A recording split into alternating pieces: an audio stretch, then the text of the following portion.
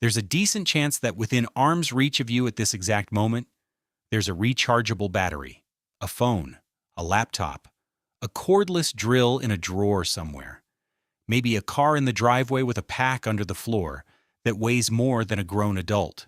And inside a great many of those batteries, packed into the cathode along with lithium and nickel and a handful of other things, is a metal that hardly anyone in this country has ever held in its raw state.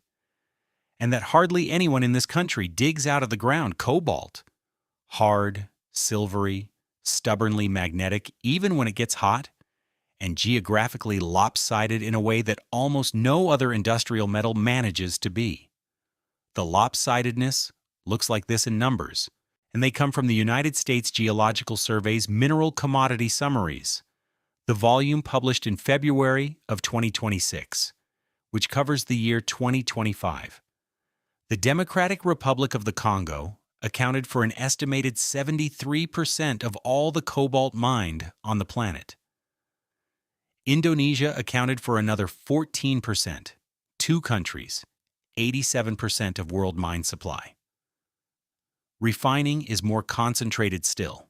China remained the leading producer of refined cobalt, and at the same time the leading consumer of it, most of that going into lithium-ion batteries. So the metal comes out of the ground in Central Africa and Southeast Asia, gets shipped mostly to China to be turned into something usable, and then travels back out to the rest of the world as chemicals, powders, and cathode material. Now the United States. Estimated mine production for 2025, 300 tons. Not 300,000, 300. And that isn't even a cobalt mine. It's cobalt riding along inside nickel-copper concentrate from a mine in Michigan's Upper Peninsula. And that concentrate gets exported to Canada or overseas, because the domestic capacity to finish the job on that scale doesn't really exist. Over the same year, the country used somewhere around 9,600 tons of the stuff and imported roughly 79% of what it consumed. That's the picture. Almost none of it happens here, which is what makes a particular stretch of central Idaho worth talking about at all. Run your finger up the Salmon River from the town of Salmon, Idaho, into a chunk of country that the Forest Service manages, and almost nobody visits on purpose. High ridges, deep canyons, elevations that climb past 8,000 feet, roads that close in winter and stay closed. Under that terrain, there's a belt of very old rock, a little over 30 miles long, that carries cobalt in concentrations you generally do not find in North America. Geologists call it the Idaho Cobalt Belt. It is, by a wide margin, the largest identified cobalt resource in the United States, and it is one of a small handful of places on Earth where cobalt occurs as the main event rather than as a leftover. There has been a mine in that belt. There has been more than one. And in October of 2022, after decades of false starts and one genuine catastrophe, a company called Jervois brought a brand new operation into production up there, about 20-some miles from Salmon, and it became the only primary cobalt mine in the country. 5 months later, it was dark. By the end of March 2023, construction had been suspended, and the mill was never finished. Cobalt prices had collapsed while the thing was being built, and American inflation had wrecked the budget for completing it. A workforce of roughly 280 people shrank to under 30. About $150 million had gone into that site since the company took it over in 2019. And more than 30,000 short tons of ore were already broken out of the mountain, sitting on the surface, waiting for a plant that never got fully commissioned. The rock was fine. The mine was fine. The price of the metal was not. People say a deposit like that could change everything, and the honest version of the story lives entirely inside that one word: could. Because a deposit doesn't change anything by existing. Rock in the ground is not supply. It is a claim about the future that has to survive contact with about 7 other things before it becomes a shipment of anything to anybody. It has to be rich enough and thick enough to pay for the tunnel that reaches it. It has to be somewhere the law and the landowner allow you to dig. It has to be permitted, which in the United States takes long enough that people change careers waiting. Somebody has to be willing to write a 9-figure check years before the first dollar comes back. There has to be a plant somewhere that can turn the concentrate into a chemical, a battery maker, or an alloy shop will actually buy. And that plant has to be somewhere you're allowed to send it.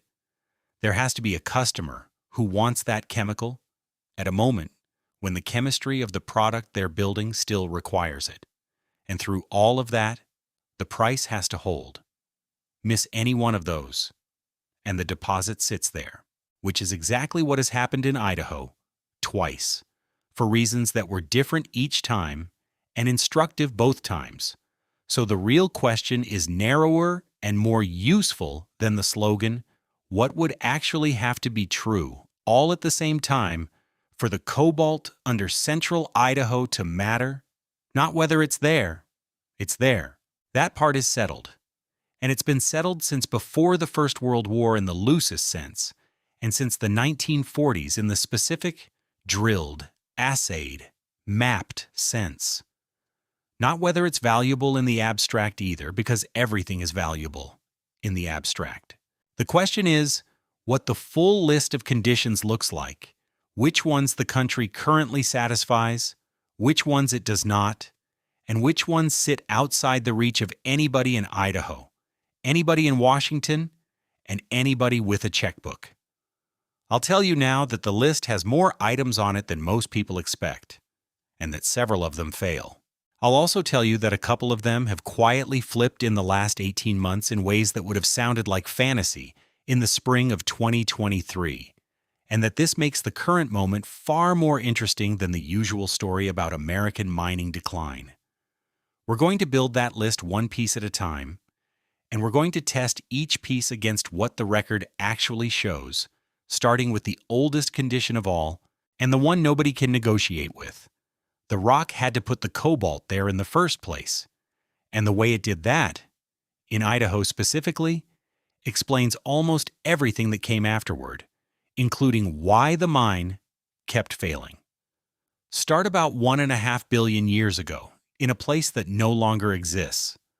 Long before there were animals, before there were plants on land, before the continents were arranged in anything a modern person would recognize, there was a very large basin in what is now the Northern Rockies. Geologists call the rocks that filled it the Belt-Purcell supergroup, and the pile is enormous, thousands upon thousands of feet of mud and silt and sand, dumped into quiet water over an unimaginably long stretch of time. In Montana, those rocks make the walls of Glacier National Park. In Idaho, in the country west of Salmon, a piece of that same system is called the Lemhi Group, and the sub-basin it filled has a name of its own in the literature, the Lemhi Sub-Basin. The specific rock that matters here has one of the most beautifully unromantic names in American geology. It's the banded siltite unit of the Apple Creek Formation. Siltite is what you get when silt gets buried, squeezed, heated, and turned to stone. Banded, in this case, means it comes in fine alternating layers, silt and clay, thousands of them, each one the record of some sediment event that happened before multicellular life had figured out how to be multicellular. Those layers are around 1.4 billion years old. That is roughly a third of the age of the Earth. And they are the reason there is cobalt in Idaho at all. The exact mechanism is still argued over, and I want to be careful about how much certainty I put on it, because the researchers themselves are careful. What the published work supports is roughly this. Sometime after the sediments were laid down, hot fluids moved through them. There was a large igneous complex nearby, dated to about 1,377 million years ago, sitting close enough to matter, and it would have supplied heat and possibly fluid of its own. Salty water trapped in the basin, what geologists call basinal brine, would have been driven into circulation by that heat, moving through the porous layers, dissolving metals out of the sediment pile, and dropping them somewhere else when the chemistry changed. Cobalt came out of that circulation and crystallized as a mineral called cobaltite, which is cobalt bound to arsenic and sulfur, along with cobalt-rich pyrite and a copper mineral called chalcopyrite, plus a little gold. The published age range for the cobalt event runs from about 1379 to 1325 million years ago. Then hundreds of millions of years later, during the Grenville Age events, the rocks got cooked again. And then, far more recently in geological terms, during the Cretaceous, a second set of fluids came through, roughly 110 to 92 million years ago. While the dinosaurs were working through their last long chapter and the Idaho batholith was shouldering its way into the crust to the west, copper and iron sulfides were laid down in veins and breccias that cut straight across the older cobalt lodes. Two separate metal events in the same rock, hundreds of millions of years apart, with a mountain-building episode and a garnet-grade metamorphism in between to fold and stretch and reheat everything. That is why the ore bodies up there are the shape they are, partly layered, following the old sedimentary bedding, and partly discordant, cutting across it in veins and breccias. The gangue, the worthless rock the metals are locked into, is a quartz and biotite and tourmaline assemblage, which is a fair clue on its own that something hot and boron-rich came through. String all the known occurrences together, and you get a line on the map about 34 miles long, roughly northwest to southeast, containing something on the order of 17 million tons of mineralized rock averaging somewhere near 0.75% cobalt, 1.4% copper, and a gram of gold per ton. That's the Idaho Cobalt Belt, and I've seen enough claims of world-class deposits in press releases to appreciate the restraint in that description. 0.75% cobalt is high. There are producing mines on this planet running at a fifth of that. It's worth saying how anyone knows that because, Chestins, the largest cobalt resource in the United States is the kind of phrase that sounds like a slogan and is in fact the accumulated output of about a century of unglamorous work. The Blackbird District alone contains at least 8 stratabound ore zones, meaning bodies that follow the old sedimentary layering, plus a considerable number of discordant lodes that cut across it. Those were mapped the hard way, by people walking ridgelines with hammers, and then confirmed the expensive way, by drilling. Farther along the belt, there are other deposits with their own names and their own characters, including one called Iron Creek, whose 2 main ore zones sit in interbedded argillite and siltstone and quartz-rich units of the same Apple Creek formation, at a slightly different metamorphic grade. The Federal Survey has kept working on this belt for decades, and not because anybody expected a mine out of it next year. Researchers have run fluid inclusion gas analyses, noble gas isotopes, and ion ratios on the ores to constrain where the metal-bearing fluids came from. Others have modeled the aeromagnetic signature over the Iron Creek deposit using data from boreholes, essentially trying to work out what the belt looks like from the air, so that the next set of drill holes goes in the right place. The Idaho Geological Survey has published detailed geologic mapping of the Cobalt Quadrangle itself.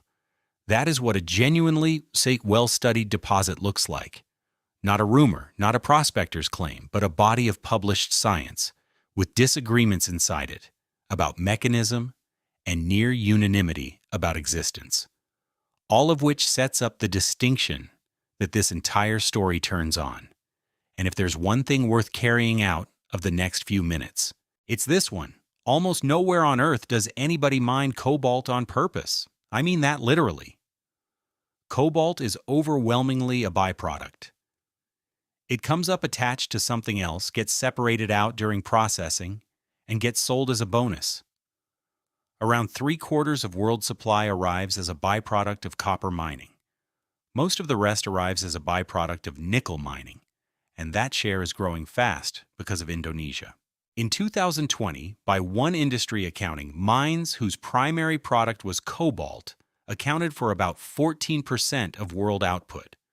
Everything else was somebody else's leftover. In the Congolese copper belt, in Lualaba and Haut-Katanga provinces, the ore bodies are sediment-hosted stratiform copper deposits, and cobalt sits in the same rock as the copper. An operator there is running a copper mine. The copper pays for the shaft, the trucks, the power, the payroll, the tailings facility, and the executives.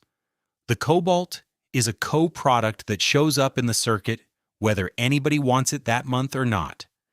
In Indonesia, the ore is nickel laterite, weathered tropical soil enriched in nickel, and the cobalt again comes along for the ride when the nickel gets processed in high-pressure acid leach plants that were built for nickel economics. The consequence of that is not obvious at first, and it is the single most important economic fact in this entire story. Byproduct supply does not respond to the byproduct's price. If the price of cobalt falls by half, a copper miner in the Congo does not stop mining. Why would he? He's selling copper. The cobalt units keep arriving in the concentrate at exactly the same rate, and he'll take whatever the market gives him for them, because the alternative is stockpiling them or throwing them away. His cost of producing that cobalt, on the books, is close to nothing, since the copper already carried the overhead. Now put a primary cobalt mine into that market. A primary cobalt mine has no copper revenue big enough to hide behind. Its shaft, its mill, its water treatment plant, its payroll, and its bond interest all have to come out of the cobalt price. It's the only producer in the market whose survival depends on that price. And it's competing against a flood of material from producers who literally do not care what that price is. That is not a level playing field. And it isn't a conspiracy either. It's arithmetic. A primary cobalt mine is structurally the highest cost, most fragile participant in a market that is set by people for whom the metal is an afterthought. When the market is tight, the primary producer makes very good money. When it isn't, the primary producer is the first thing to die, and it dies while everyone else keeps producing. That single asymmetry will explain, in order, why the Blackbird mine closed in the 1950s, why every attempt to reopen it failed in the 1980s, and why a brand new, fully permitted, essentially finished mine shut down in 2023, with the ore already broken and stacked outside the mill. There is a nice piece of etymology buried in all of this, and it fits so well I almost don't trust it. The word cobalt comes from the German kobold, a mischievous spirit that miners in Saxony blamed for their troubles underground. The ore looked like silver ore. It behaved like silver ore.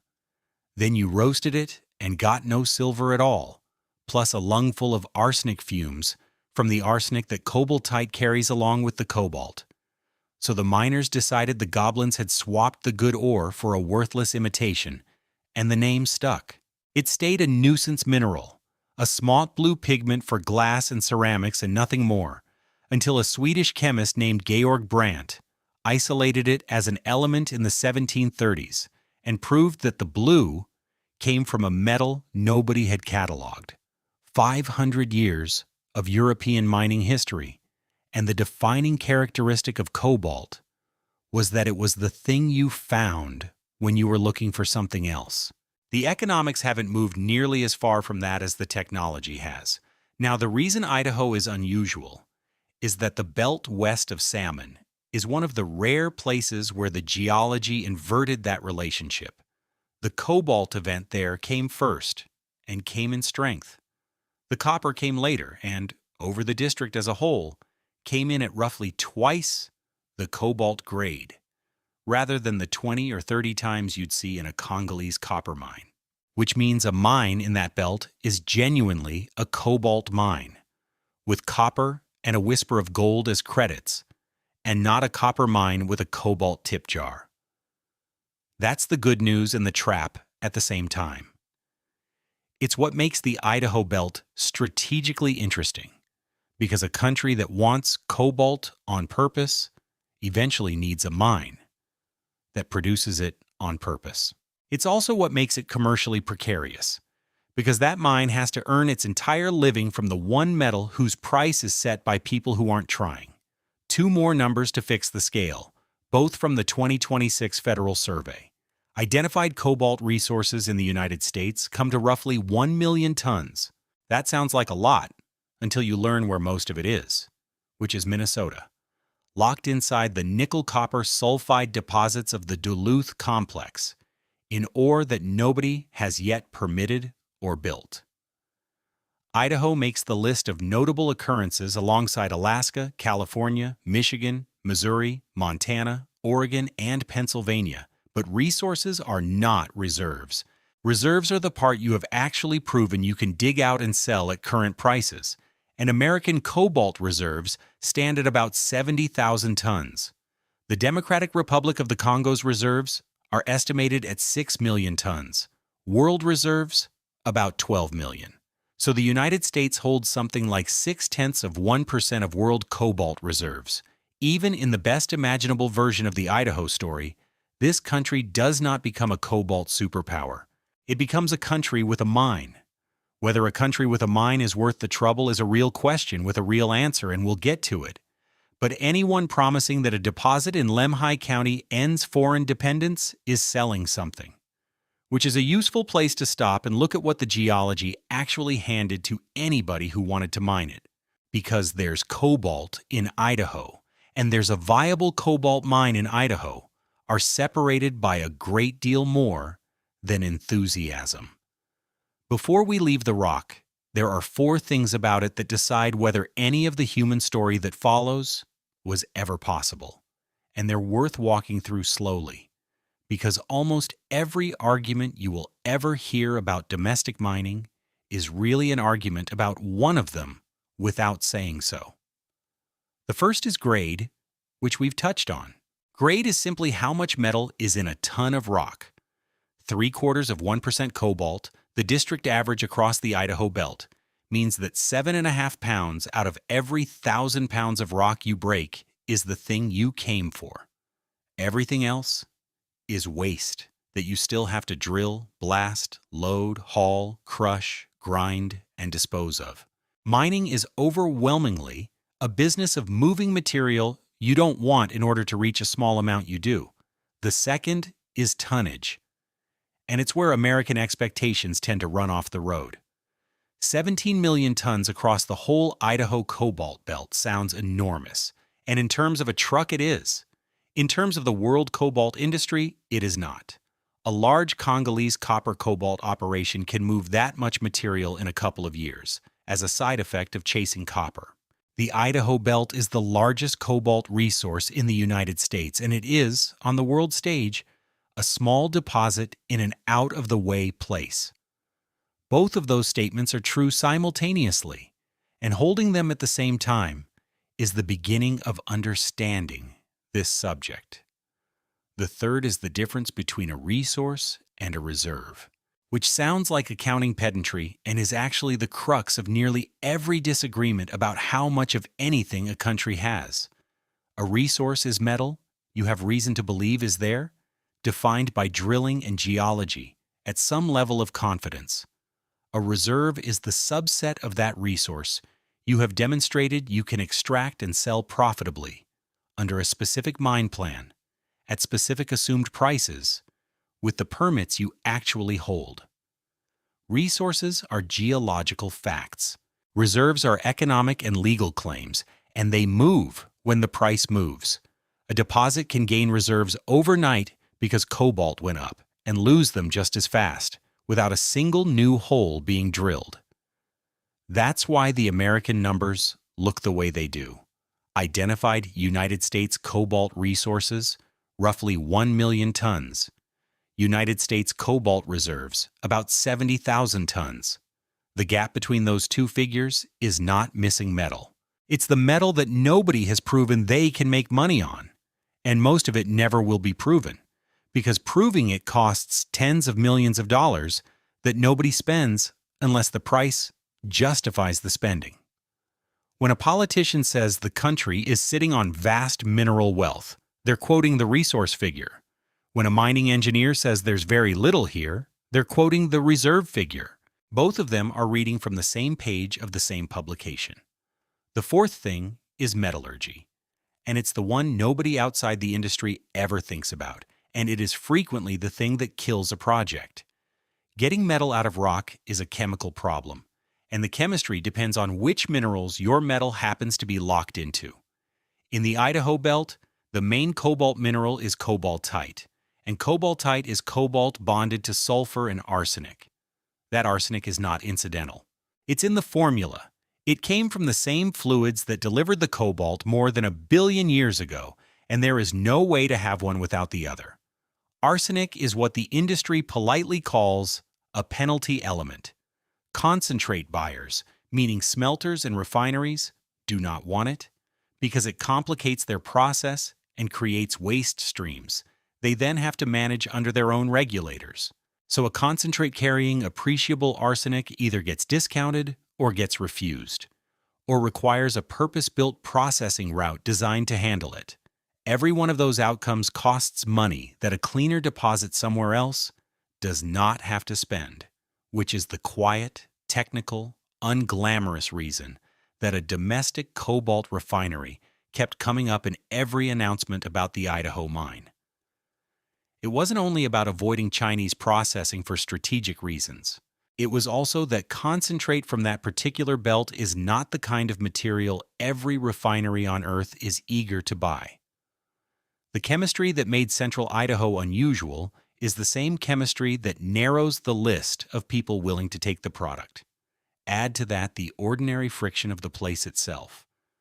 The site sits in mountains in a national forest, at elevations where winter arrives in October and holds until May. There is no rail spur. There is no port. Everything in and out moves by truck on roads that have to be maintained and plowed. Power, water treatment, camp facilities. All of it has to be built and then supported for the life of the mine. A comparable ore body sitting beside a highway, in a place with a rail line and a mild climate, would be a fundamentally different business, and the metal would be identical. So stack the four together, and you get a fair picture of what the geology handed to anyone who wanted this cobalt. Good grade, modest tonnage by world standards, a small proven reserve inside a larger uncertain resource, or chemistry that limits your customers, and a location that adds cost to every single thing you do. None of that makes the deposit worthless. It made it exactly what it has been for 120 years, a real ore body that works beautifully when cobalt is expensive and not at all when it isn't. The first condition on our list is met, and it's the only one nature had a vote on. The rock is there. The grade holds up against anything on the planet. The mapping and the drilling are done. And the cobalt in it was never anybody's afterthought. Every remaining condition is human, and humans have had a run at this deposit before. The first people into that country weren't looking for cobalt. Nobody in 1893 was looking for cobalt. They were looking for gold, the way everybody in the northern Rockies was looking for gold, and they found enough of it in the drainages west of Salmon to justify staying. What they also found, and initially resented, was a heavy dark ore that assayed high in copper and carried something else the assayers had trouble with. Cobalt got formally identified in the district around 1901, and small shipments started going out shortly after. The Federal Survey's own site history has ore leaving the Blackbird area on and off from about 1902 onward. On and off is doing a lot of work in that sentence, because for the first 40 years, nobody could make a business of it. There were shipments in the late 1930s, a few hundred short tons under a company with the wonderfully period-appropriate name of Uncle Sam Mining and Milling. And then, during the Second World War, when the United States was building more aircraft engines than any nation in history, and cobalt was going into the high-temperature alloys inside them, the Blackbird mine produced nothing at all. Read that again, because it's counterintuitive, and it matters. Through the entire war, and for most of the decade after it, the record shows no production from the largest cobalt deposit in the United States. The reason wasn't patriotism or oversight. It was that America could buy cobalt more cheaply and more reliably from the Belgian Congo and from Ontario than it could dig it out of a canyon in Lemhi County that had no road worth the name. Wartime urgency did not overcome that. Supply chains that already worked simply kept working. What finally built the Blackbird mine was not a hot war. It was a cold one. By 1949, the strategic calculation had changed. The Soviet Union had tested a bomb. China had gone communist. Within a year, the United States was fighting in Korea, and Congress had passed the Defense Production Act, and the government went into the business of buying industrial metals it was afraid of running short of, stockpiling them, and, crucially, paying enough for them that somebody would go dig them up. Cobalt was near the top of that list because cobalt goes into the superalloys in jet engines and into the magnets in guidance systems, and because the supply came from a Belgian colony in Central Africa that a planner in 1950 could reasonably worry about. So in 1949, the Blackbird mine went to full-scale cobalt production, not because the metal market had discovered Central Idaho, because the federal government had decided that a domestic source was worth paying a premium for and had put money behind that decision. A company called Calera took the property through most of the 1950s, and what got built up there in that decade was substantial by any standard and remarkable given the terrain. 13 tunnels, something over 50,000 feet of workings, which is more than 9 miles of crosscuts and drifts and adits driven into the mountain. Ori zones with names like Blacktail, Dandy, Idaho, and Horseshoe, a mill. Roads switchbacked up drainages that get 60 feet of snow accumulation in a bad winter, power, housing, and a town. They called it Cobalt. That's the actual name of the place, sitting at about 5,000 feet in Lemhi County, and by 1960 its population was estimated at 250 people. It was a company town in the most literal sense, built to house the men who worked the Blackbird and their families, in a drainage where no reason to live had ever previously existed. 250 people is not a large number, but 250 people in that particular canyon, in that particular decade, represented a fairly complete little society, with everything that implies about kids and paychecks and a road that had to be plowed. It's worth understanding what the government was actually doing in those years, because the mechanism has been almost entirely forgotten, and it is the direct ancestor of every argument being had about critical minerals today. The post-war United States looked at the materials its military depended on and concluded correctly that a number of them came from places that could be cut off, not through malice necessarily, through war, revolution, shipping disruption, or a colonial administration collapsing, which several of them promptly did. So the country built a stockpile program. It set target quantities for dozens of materials, from tin and tungsten to rubber and industrial diamonds, and then it went out and acquired them. The important part is how it acquired them. Not only by buying on the open market, which would have driven prices up and enriched the same foreign suppliers the program was worried about. The government also wrote purchase contracts with domestic producers at prices set high enough to make domestic production happen. It committed to buy a defined quantity over a defined period at a defined price. That commitment is what a bank needs to see before it lends money for a mine, and it is what an executive needs before he approves a mill in a canyon that has no road. Cobalt sat high on that anxiety list for reasons that had nothing to do with batteries, because in 1950 nobody was building a battery worth mentioning. Cobalt went into superalloys. A superalloy is a metal designed to keep its strength at temperatures that would turn ordinary steel into something closer to taffy. And the thing you build out of superalloy is the hot section of a jet engine. Turbine blades, combustor liners. the parts that sit in a continuous stream of burning kerosene and are expected not to deform. The jet age arrived in exactly the years we're talking about, and it arrived at scale, and it ran on alloys that needed cobalt. Add the magnets and guidance systems, add the tooling that machines everything else, and cobalt became one of those materials where a shortage doesn't inconvenience an industry, it grounds an air force. And the supply came, overwhelmingly, from the Belgian Congo. Anyone doing strategic planning in Washington in 1950 could see the shape of that problem without needing much imagination, and the decade that followed proved them right in the most direct possible way. So the money went out, and one of the places it went was a canyon in Lemhi County, Idaho, and for about 10 years, that canyon produced. The physical reality of doing that is easy to underestimate from a distance. This was a mine at high elevation in mountains that hold snow past Memorial Day, reached by roads that had to be cut, graded, plowed, and repaired continuously. Everything arrived by truck. Every ton of concentrate left by truck.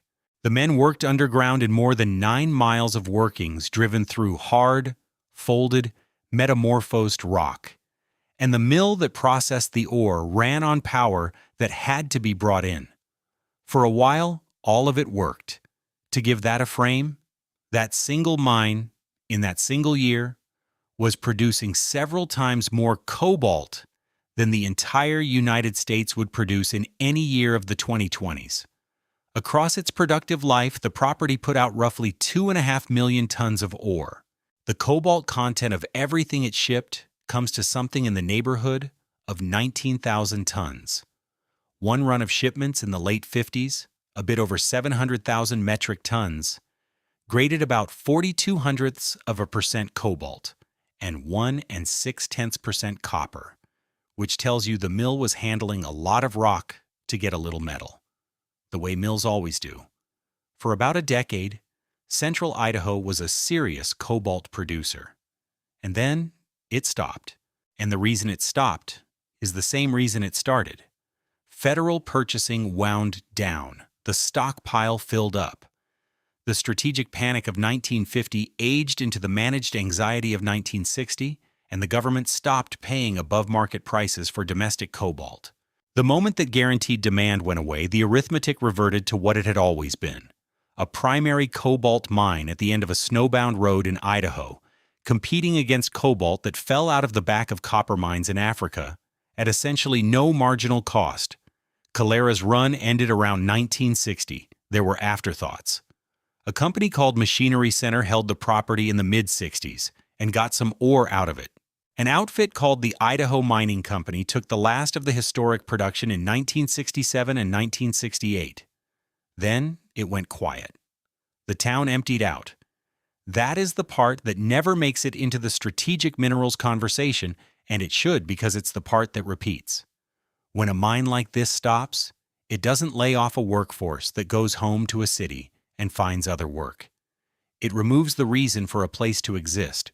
There are a handful of people around Cobalt, Idaho today. There is not a town in the sense that there was a town in 1958. The deposit didn't go anywhere. It was, and is, the largest identified cobalt resource in the country. Every geologist who looked at it knew that. And so, every time the price of cobalt spiked, somebody came back. In 1981 and 1982, somebody refurbished part of the operation and ran a pilot at about 27 tons a day, which is a rounding error compared to what the mine had done in 1958, and which tells you it was a test rather than a business. Through the mid-80s and into the 90s, most of the property ended up in the hands of a large Canadian mining company, Noranda, with another established miner holding a minority piece. These were not amateurs. They were serious operators with capital and engineers, and they looked hard at the Blackbird. None of them restarted it. The published reason is consistently the same, and it's almost boring in its repetition. The market price of cobalt did not justify the capital. There's a rhythm to those attempts that becomes obvious once you line them up against the cobalt price rather than against the calendar, And it is the same rhythm you'll see repeat in the 2000s. Cobalt spikes. It spikes because something disrupts African supply, or because a new application creates a demand surge, or because somebody somewhere decides to build a stockpile. Every spike produces a wave of announcements, feasibility studies, drilling programs, letters of intent, share issues. Money that would never look twice at a remote American cobalt deposit suddenly finds it fascinating. Engineers get hired. The property changes hands at a higher valuation than the last time, and then the price comes back down because the disruption resolves, or because byproduct supply expands to fill the gap, or because customers quietly redesign their product to use less of the metal. The wave recedes. The property gets written down, sold, or simply held by whoever is left, and everybody involved tells themselves that next time will be different. 4 decades of that at the Blackbird. Different companies, different decades, different capital markets, identical outcome. Somewhere in the mid-90s, the position consolidated again, and a small company began the long grind of trying to permit a new mine nearby, rather than restart the old one, which by then carried a cleanup obligation that no ore body could have paid for. 4 decades. At least 4 serious attempts. One consistent verdict. I want to be precise about what that record does and does not prove, because it's easy to read it as a story about American decline or regulatory failure, and in this period, it mostly isn't. Nobody in 1984 was blocked by an environmental impact statement from restarting the Blackbird. They ran the numbers on a metal whose price was set thousands of miles away by the copper industry, and the numbers said no. That's a market outcome, not some yalbak kwans to markout kwan matsumarkum, not a policy outcome.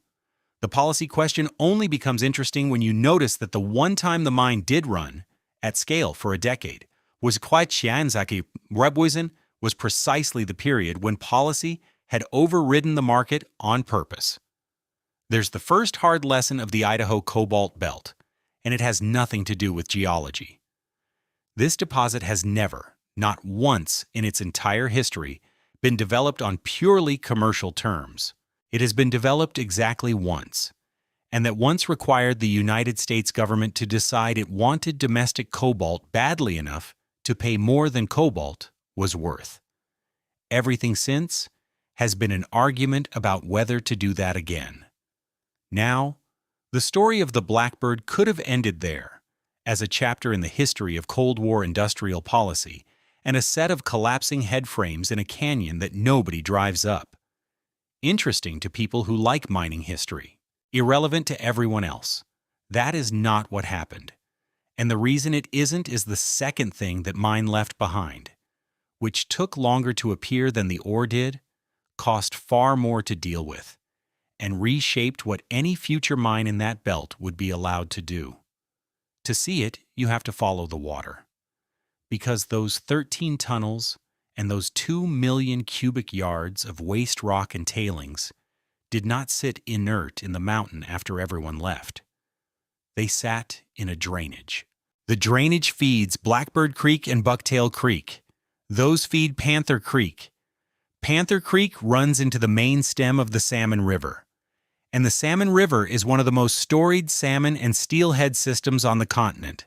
A river whose fish swim something like 900 miles inland from the Pacific and climb thousands of feet to spawn in the mountains of central Idaho. The Blackbird mine sat directly above that. Nobody in 1952 thought about it very hard, because in 1952, almost nobody in American mining thought about it very hard, and there was no law that made them. By the time anybody did think about it, the fish were gone. What happened at Blackbird after the mining stopped is a chemistry problem with a very long fuse, and it is worth understanding properly, because it is the single largest reason that anything happening in that belt today happens slowly. The ore minerals up there are sulfides. Chalcopyrite is copper, iron, and sulfur. Pyrite is iron and sulfur. Cobaltite is cobalt, arsenic, and sulfur. Locked in solid rock, sealed away from air and water, those minerals sit there indefinitely, which is exactly what they'd been doing for something over 1 billion years. Break the rock, though, and you've done something irreversible. You've taken sulfide minerals that were stable in the dark and exposed a colossal amount of new surface area to oxygen and rain. The sulfur oxidizes.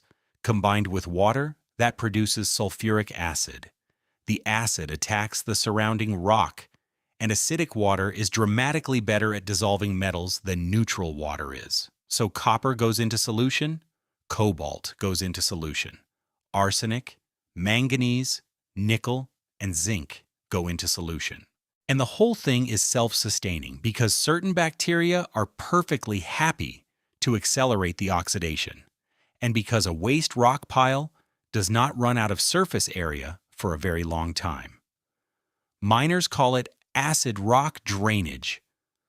There is no version of it that stops on its own within a human lifetime. At Blackbird, the raw materials for that reaction were left in industrial quantities. A 12-acre unreclaimed surface pit, more than 9 miles of underground workings acting as drains, pulling water through mineralized ground and delivering it to daylight.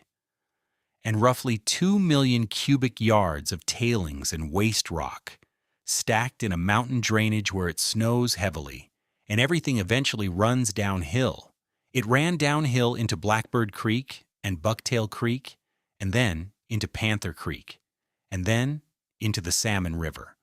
Copper is a specific kind of problem in that particular watershed, and the reason is biological. Salmon and trout are not merely inconvenienced by dissolved copper.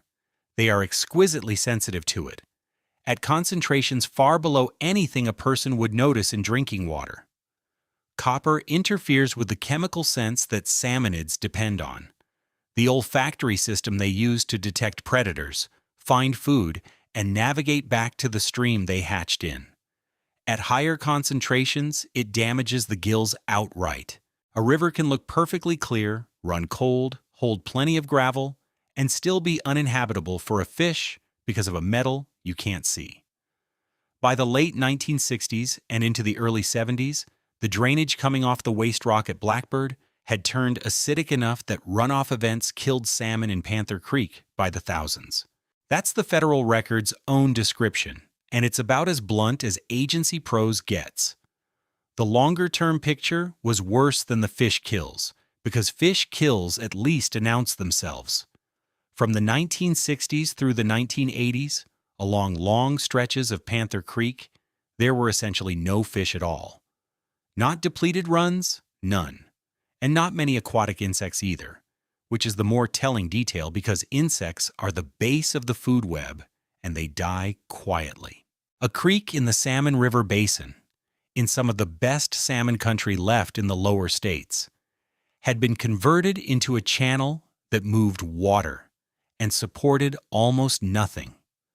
Chinook that had spawned in that drainage since the ice retreated stopped coming back. Steelhead the same. Not because anyone decided to sacrifice them, and I think that's important to say plainly. Nobody at that mine in 1955 set out to sterilize a tributary. They operated under the standards of their moment, which is to say under almost no standards at all, and the consequences arrived 20 years later and landed on people who had nothing to do with any of it. The state of Idaho went to court over it in 1983. The litigation lasted more than a decade, which will surprise nobody who has watched a multi-party environmental case. And it involved successor companies arguing about who inherited responsibility for decisions made in the Eisenhower administration, federal Superfund authority attached to the site. Cleanup work in earnest didn't begin until the mid-90s. In September of 1995, a consent decree was signed between the federal and state natural resource trustees and a group of companies with historic ties to the property. The financial terms are a matter of public record, and they're worth knowing because they set a scale. Roughly $4.7 million went to the trustees, which in that arrangement were the National Oceanic and Atmospheric Administration, the Forest Service, and the state of Idaho. A little over $328,000 covered past response costs, and $2.5 million went into a trust to fund a hatchery component, an attempt to put fish back rather than simply wait for them. The decree did something else that's easy to overlook, and that turned out to matter more than the dollar figures. It set explicit restoration goals for the affected creeks, panther, and big deer, which converted a vague obligation to make things better into a defined target that somebody could later be measured against. Environmental settlements frequently fail at exactly that point. Money changes hands, work gets done, and nobody ever establishes what success would look like, so nobody can say afterward whether it was achieved.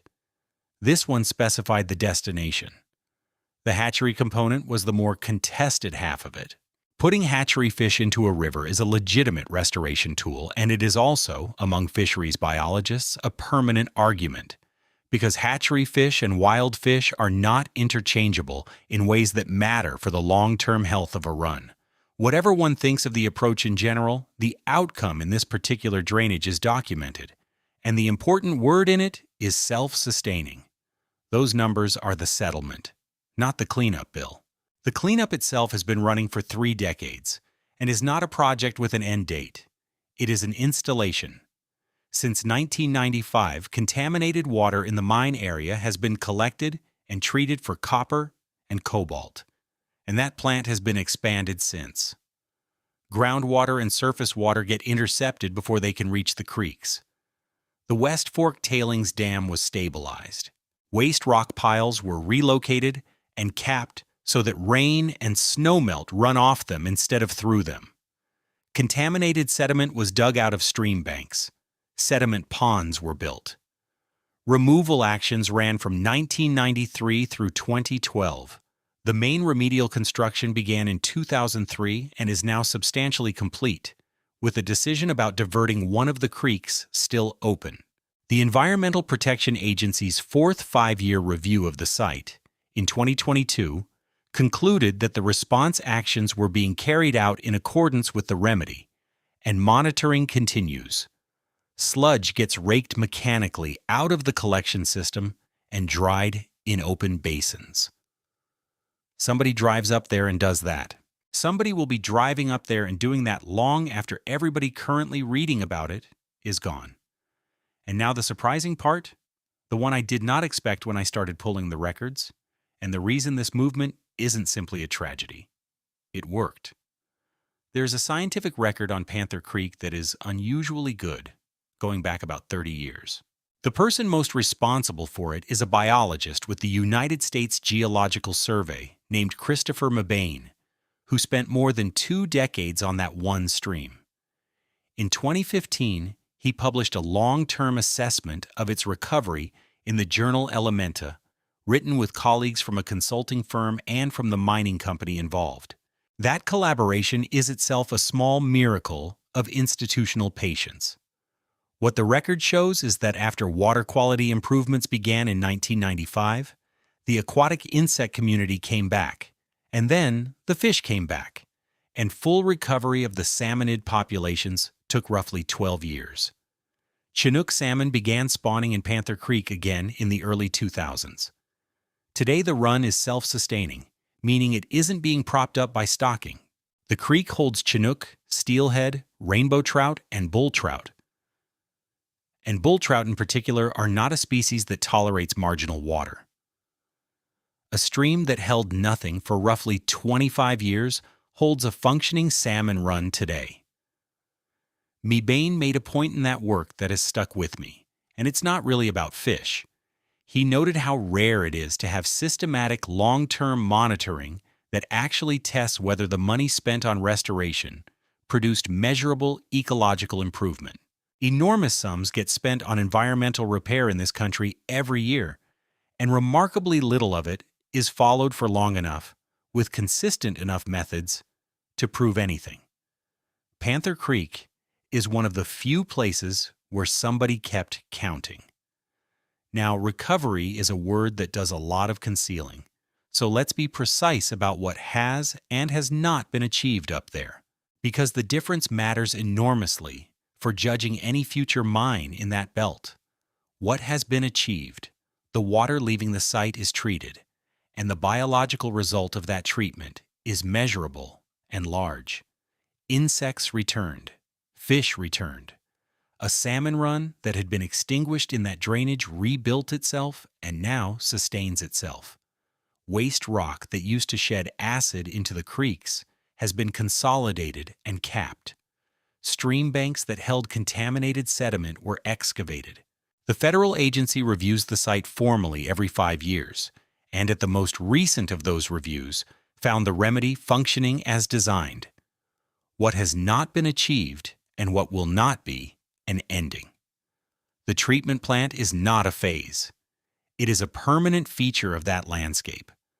Water will keep moving through mineralized rock and old workings for as long as those workings exist, which is indefinitely, and every gallon of it has to be collected and cleaned before it reaches the creek. Sludge accumulates and has to be raked out and dried and stored. Caps have to be inspected and repaired because caps erode and vegetation dies and animals dig. Monitoring wells have to be sampled. Somebody has to hold the contract, and somebody has to fund it in 2040 and in 2090 and after that.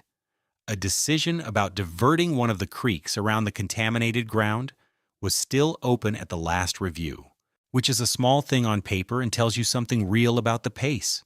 3 decades in, engineers are still working out the best long-term arrangement for moving one stream. The pit is still a pit. The mountain does not go back. And there's a wider frame that the Panther Creek success story sits inside, which honesty requires mentioning even though it isn't the mine's doing. The Chinook and steelhead that spawn in central Idaho have to travel to the Pacific and back. And on that journey, they pass a series of federal dams on the Snake and the Columbia in both directions. Idaho's salmon runs are under pressure from that whole system, from ocean conditions, from temperature, from a dozen things that have nothing to do with a mine in Lemhi County. Cleaning up Blackbird made Panther Creek habitable again. It did not, and could not, fix the corridor those fish have to swim through to get there. A restored tributary is a necessary condition for a run, not a sufficient one. There's one more piece of the legacy that almost never gets discussed and is arguably the most consequential of all because it changed the rules for everyone who came after. The Blackbird's owners were not required, at the time they were mining, to set aside money for the ending. Reclamation bonding, financial assurance, closure planning that has to be funded before you're allowed to break ground. Those are modern requirements, and they exist substantially because of sites like this one. The lesson the American regulatory system drew from a generation of Blackbirds was not that mining should be banned. It was that the cost of closure has to be secured up front by the party that benefits, in a form that survives that party going bankrupt or being sold or simply ceasing to exist. That is why the paperwork burden on a modern hard rock mine looks the way it does, and why the process takes as long as it takes. Some of that burden is bureaucratic accumulation with no defender. A large part of it is the system trying to make sure that the next time a mine in that belt shuts down unexpectedly, the public is not the one holding the treatment plant. So the honest accounting of the Blackbird legacy runs in both directions, and I'd rather give you both halves than the convenient one. Half one, a mine that operated for about a decade, largely on the strength of federal purchasing, produced a contamination problem that took 30 years and an unknown but obviously large amount of money to bring under control, sterilized a major salmon tributary for a generation, and left behind a treatment obligation that has no natural endpoint. The people who made the money were not the people who paid the bill. The bill arrived at the desks of successor corporations, state agencies, and federal taxpayers decades later. Half two, the damage was not permanent, the repair was real, the science confirming it is solid, and a river system that people had written off is producing salmon again. Acid rock drainage is a chemistry problem, and chemistry problems have engineering answers if somebody is willing to fund them indefinitely. Both of those are true, Anyone using this site to argue that mining always destroys watersheds forever has to explain the Chinook. Anyone using it to argue that cleanup technology makes mining risk-free has to explain the water treatment plant that will still be running in the 22nd century. What I take from it, and this is a judgment rather than a finding, is that the real question was never whether a mine damages a place. It's who pays, over what time frame, under what enforceable obligation, and whether that obligation survives the company that signed it. Blackbird's fatal flaw wasn't that it was a mine. It's that nobody was required to fund the ending before the beginning was allowed to happen, which is the exact problem that modern hard rock permitting in the United States is built to solve, and the exact reason it takes as long as it does. And it means that when a new company arrived in that same belt, in that same drainage system, upstream of that same river, proposing to mine the same metal out of the same kind of rock, it was walking into a permitting environment shaped entirely by the mess 2 ridges over. That new mine is the second attempt. It is the one that has actually been built, and it is, in its own way, a stranger story than the first one, because this time almost nothing went wrong on the ground. The modern project has a long and largely invisible prehistory, and the invisibility is the point.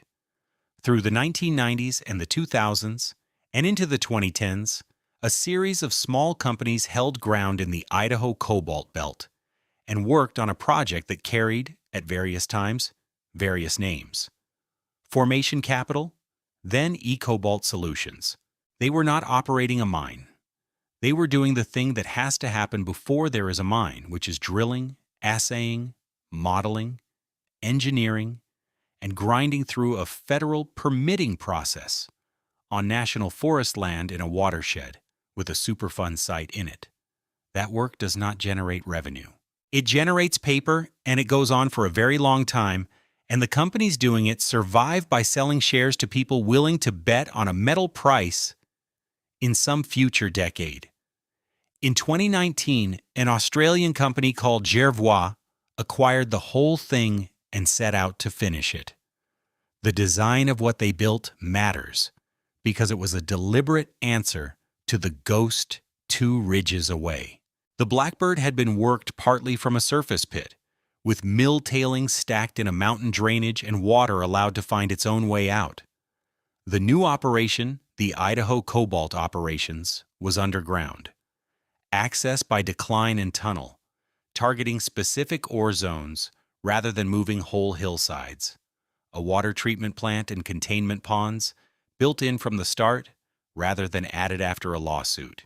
A closure plan on file before the first blast, committing to sealing the portals, restoring the slopes, and revegetating the site.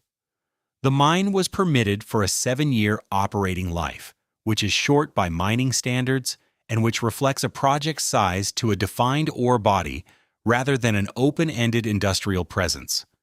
The company's executive general manager, Matt Lengerich, put the underlying argument in a single line to a reporter in 2022. The world is still going to need cobalt that's produced responsibly. Whatever anyone thinks of the messenger, that's a defensible premise, and the design of the operation was at least consistent with it. Target output was roughly 2,000 tons of cobalt a year, contained in concentrate. 2,000 tons a year, which, if you were keeping track, is almost exactly what the Blackbird mine was producing at its peak in 1958. 65 years of technology, environmental law, capital markets, and geopolitics, and the ceiling on what central Idaho can contribute to the world cobalt supply hasn't moved. The ore body is the ore body. That's not a failure of ambition. It's a statement about the size of the resource. Against American consumption of somewhere around 9,600 tons in 2025, 2,000 tons is meaningful. Do the arithmetic on those 2 published figures, and you land at something like a fifth of national consumption from a single mine in Lemhi County. That would not end imports. It would be, by an enormous margin, the largest domestic cobalt supply in the country's history in the modern era, and it would be the only material in the system that had never touched a Congolese mine or a Chinese refinery. Construction ran through 2021 and 2022. Underground development advanced. The decline went in.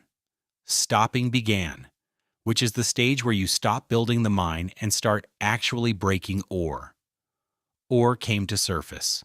In October of 2022, the Idaho Cobalt operations was producing, and the United States had a primary cobalt mine for the first time in more than half a century. By that point, Jervois had put roughly $150 million into the property since taking it over.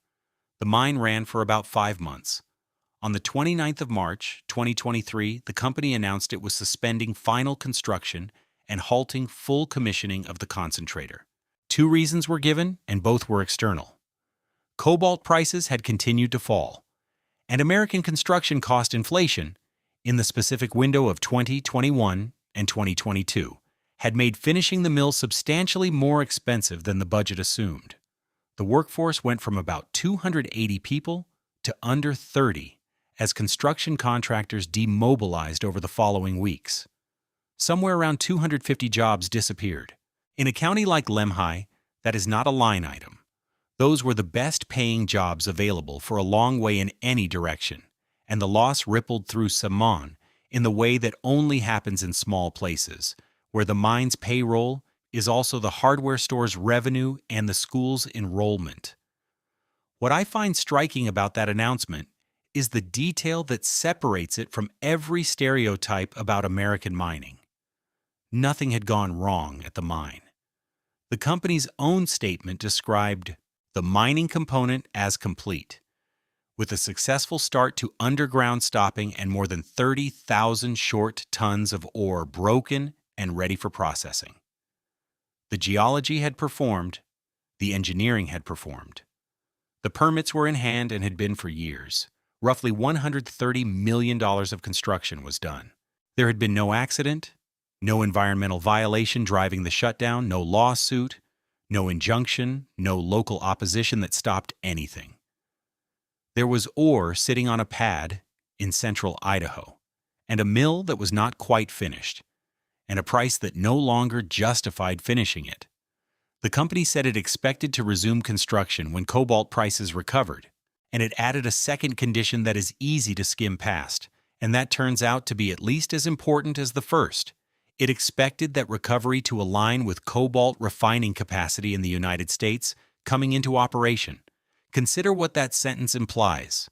A mine in Idaho was telling the market that a higher price alone would not be enough, because a mine produces concentrate, and concentrate has to go somewhere to become a product. If the only places on Earth that can economically turn your concentrate into battery-grade or alloy-grade cobalt are in China, then a domestic mine is not actually a domestic supply chain. It's a domestic hole in the ground that exports to the same refineries everyone else uses. It's worth explaining what final commissioning of the concentrator actually refers to, because the phrase sounds like a minor punch list item, and it is in fact the difference between a mine and a very expensive tunnel. A concentrator is the plant that turns ore into product. Rock arrives from underground and goes through crushing, then grinding, until it's a fine slurry. Then it goes to flotation, which is one of the more elegant tricks in industrial chemistry. You add reagents that make the surfaces of the mineral grains you want water repellent, blow air through the slurry, and the target minerals stick to the bubbles and float to the top as a froth that gets skimmed off. Everything else sinks. What you skim, dewater, and dry is concentrate, and concentrate is what you sell. Getting a flotation circuit to work properly on a specific ore is not a matter of switching it on. Every ore body responds differently. Reagent chemistry, grind size, residence time, pH, the sequence of cells, all of it has to be tuned against the actual rock. And commissioning is the period where you feed real ore through the plant and adjust everything until recovery, and concentrate grade hit the design numbers. It routinely takes months. It sometimes reveals problems that laboratory testing missed entirely. So the position the company found itself in was this: the underground mine, the expensive, slow, irreversible part, was done. 30,000 short tons of ore were broken and stacked. And the machine that converts that ore into something anyone would pay for was not yet running reliably.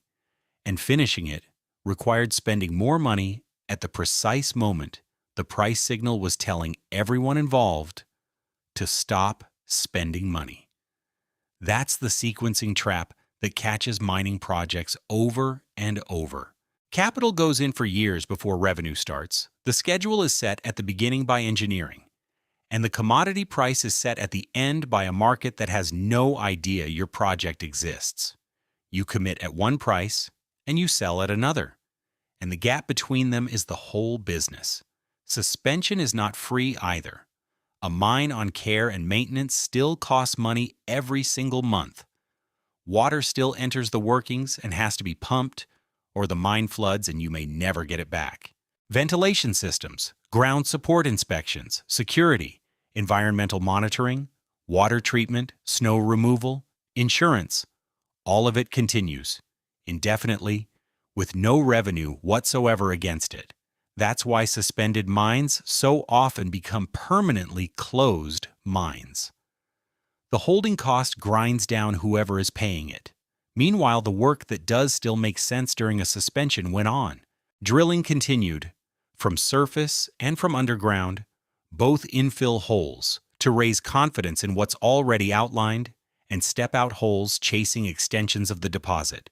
The known ore body remains open at depth and along strike, meaning the mineralization keeps going, where the drilling stopped rather than terminating against something. There are other deposits in the vicinity of the mill, including ground with historic resources on it. A larger, better-defined ore body means a longer mine life, and a longer mine life is the thing that makes a mill and a refinery worth building. So the strangest description of the current situation is also the most accurate one. The United States has a primary cobalt mine. It is built, it is permitted, it has ore broken underground and on the surface. It is not producing anything, and it has not produced anything since the spring of 2023. The years since have been about trying to solve for both of those conditions at once, with mixed results. In June of 2023, the Department of Defense entered into a $15 million agreement with Jervois' American subsidiary, using Defense Production Act Title III authorities, with money that came out of a Ukraine supplemental appropriation. The agreement funded two things: drilling to better define and expand the known cobalt resources at the Idaho operation and at an adjacent deposit, and studies assessing whether a domestic cobalt refinery could be built, and where. The Pentagon's stated reasoning was straightforward. Cobalt goes into munitions and into the high-temperature alloys in aircraft engines, and the department did not care for the dependency.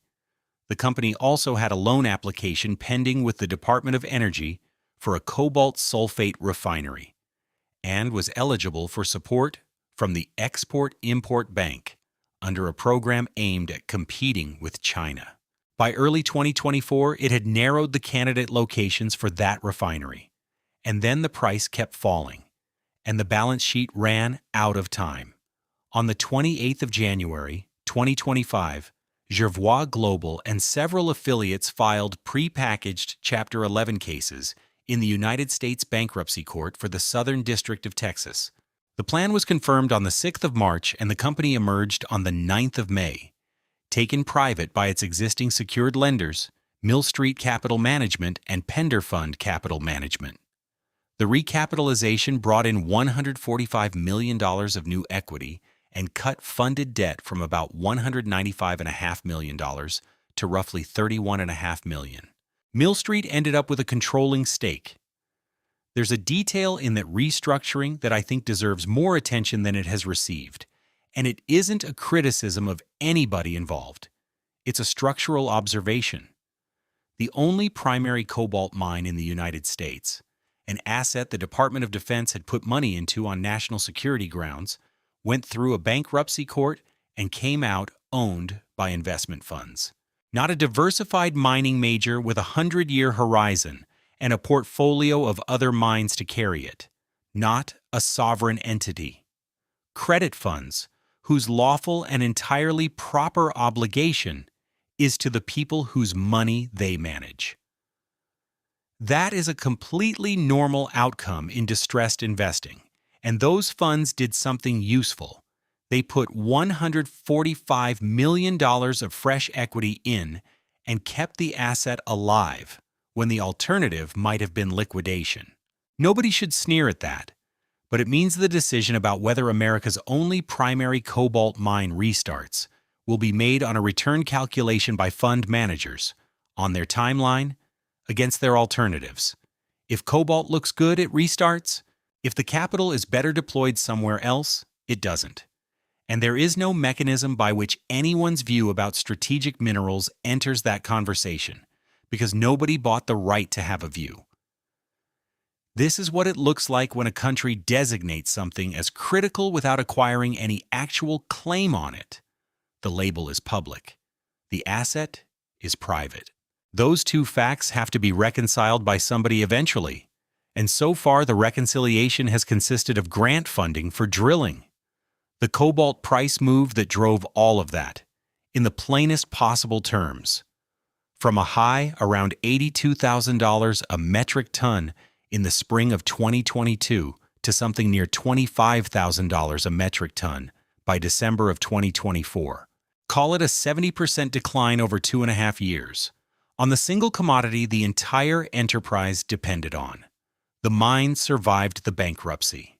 It is an asset, and assets get carried through restructurings. The projections filed as part of that process assumed a restart of the Idaho mine in the first quarter of 2028, with the company's refinery in Brazil restarting earlier.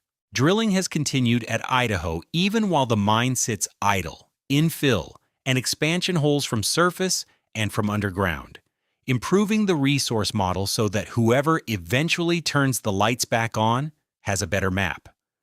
So as of now, the Idaho Cobalt operations is a finished mine, in a proven ore body, with permits, with a workforce that has scattered, with an unfinished mill sitting under snow for most of the year, owned by a private company that emerged from bankruptcy, with a paper plan to restart it about 2 years from now. Which forces the obvious question, and the one that actually decides everything. Why did the price of cobalt fall so far, so fast, at the precise moment the United States was trying hardest to build a domestic supply of it? The answer is not bad luck. It's structural, it was foreseeable, and understanding it is the difference between having an opinion about American mining and actually knowing what happened. Start with what the price actually did, because the shape of the curve tells the story before any explanation does. The Federal Survey publishes an annual average for United States spot cobalt cathode, which is refined cobalt metal made by an electrolytic process, quoted in dollars per pound. In 2021, that average was $24.21. In 2022, it jumped to $30.78. In 2023, it fell to $17.20. In 2024, $16.77. The London Metal Exchange cash price, which is the other benchmark and generally runs lower, tells the same story more violently. $23.17 in 2021. $28.83 in 2022. $15.48 in 2023. $11.84 in 2024. At the intraday peak in the spring of 2022, cobalt traded around $82,000 a metric ton. By December of 2024, it was near $25,000. In the first weeks of 2025, some assessments had it under $10 a pound, the weakest the metal had been in about a decade. That's the curve that killed the Idaho mine, that emptied the payroll in salmon, and that eventually pushed the parent company through a bankruptcy court in Houston. And that wasn't even the first time this decade that the metal had done it. One widely followed price series records cobalt's all-time high at around $95,200, $50 a metric ton, reached in March of 2018. That was the top of a spectacular run driven by the first serious wave of electric vehicle forecasting, when analysts were extrapolating cobalt-rich cathodes into a world of hundreds of millions of electric cars and concluding, not unreasonably given their assumptions, that there would not be enough cobalt on Earth. The response was exactly what economics predicts.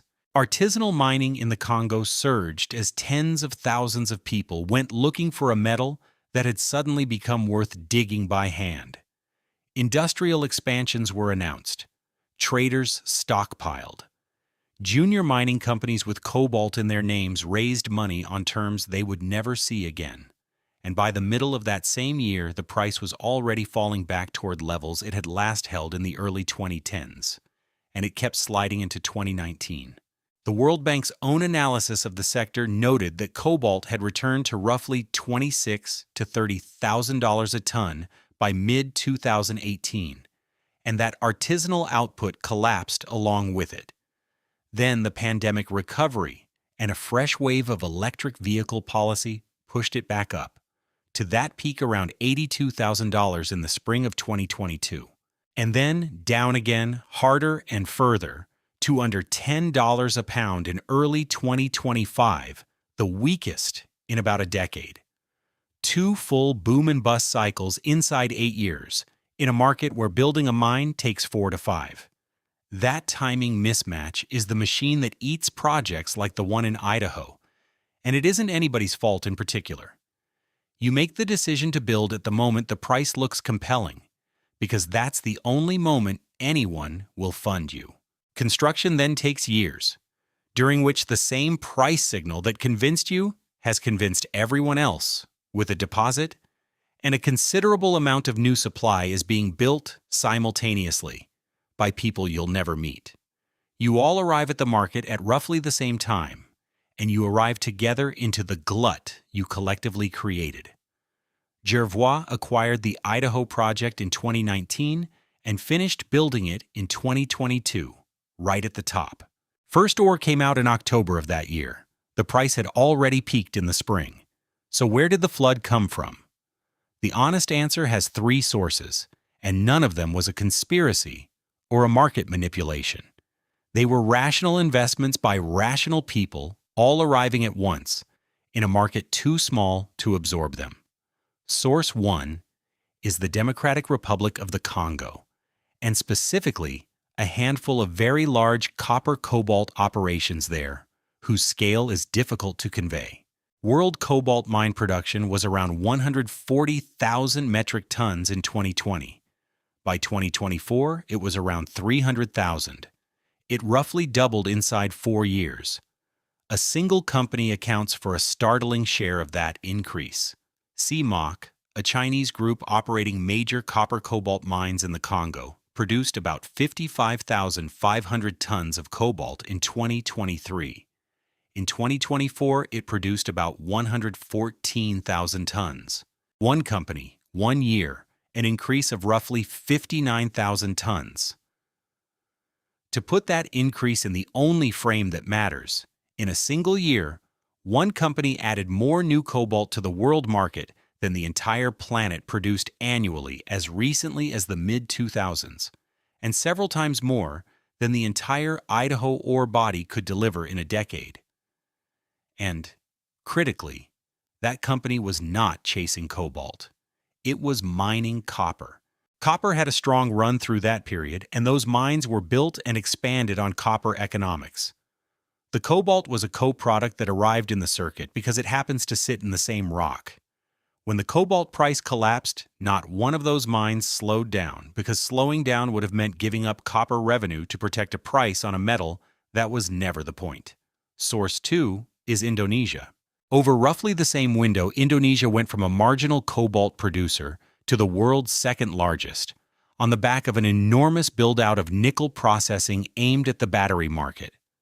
High-pressure acid leach plants, designed for nickel, produce a cobalt stream as a matter of chemistry. Indonesian output was around 35,000 tons in 2024 and an estimated 44,000 in 2025. about 14% of world supply. Again, nobody in Sulawesi built those plants to make cobalt. Cobalt is what comes out along the way. Source 3 is the demand side failing to show up in the shape everybody had drawn. Around 2017 and 2018, the forecasts for cobalt demand were spectacular, and they were built on a specific assumption that electric vehicles would use cathodes rich in nickel, manganese, and cobalt, and that as vehicle sales exploded, cobalt demand would scale with them more or less proportionally. Vehicle sales did explode. The proportional part did not happen.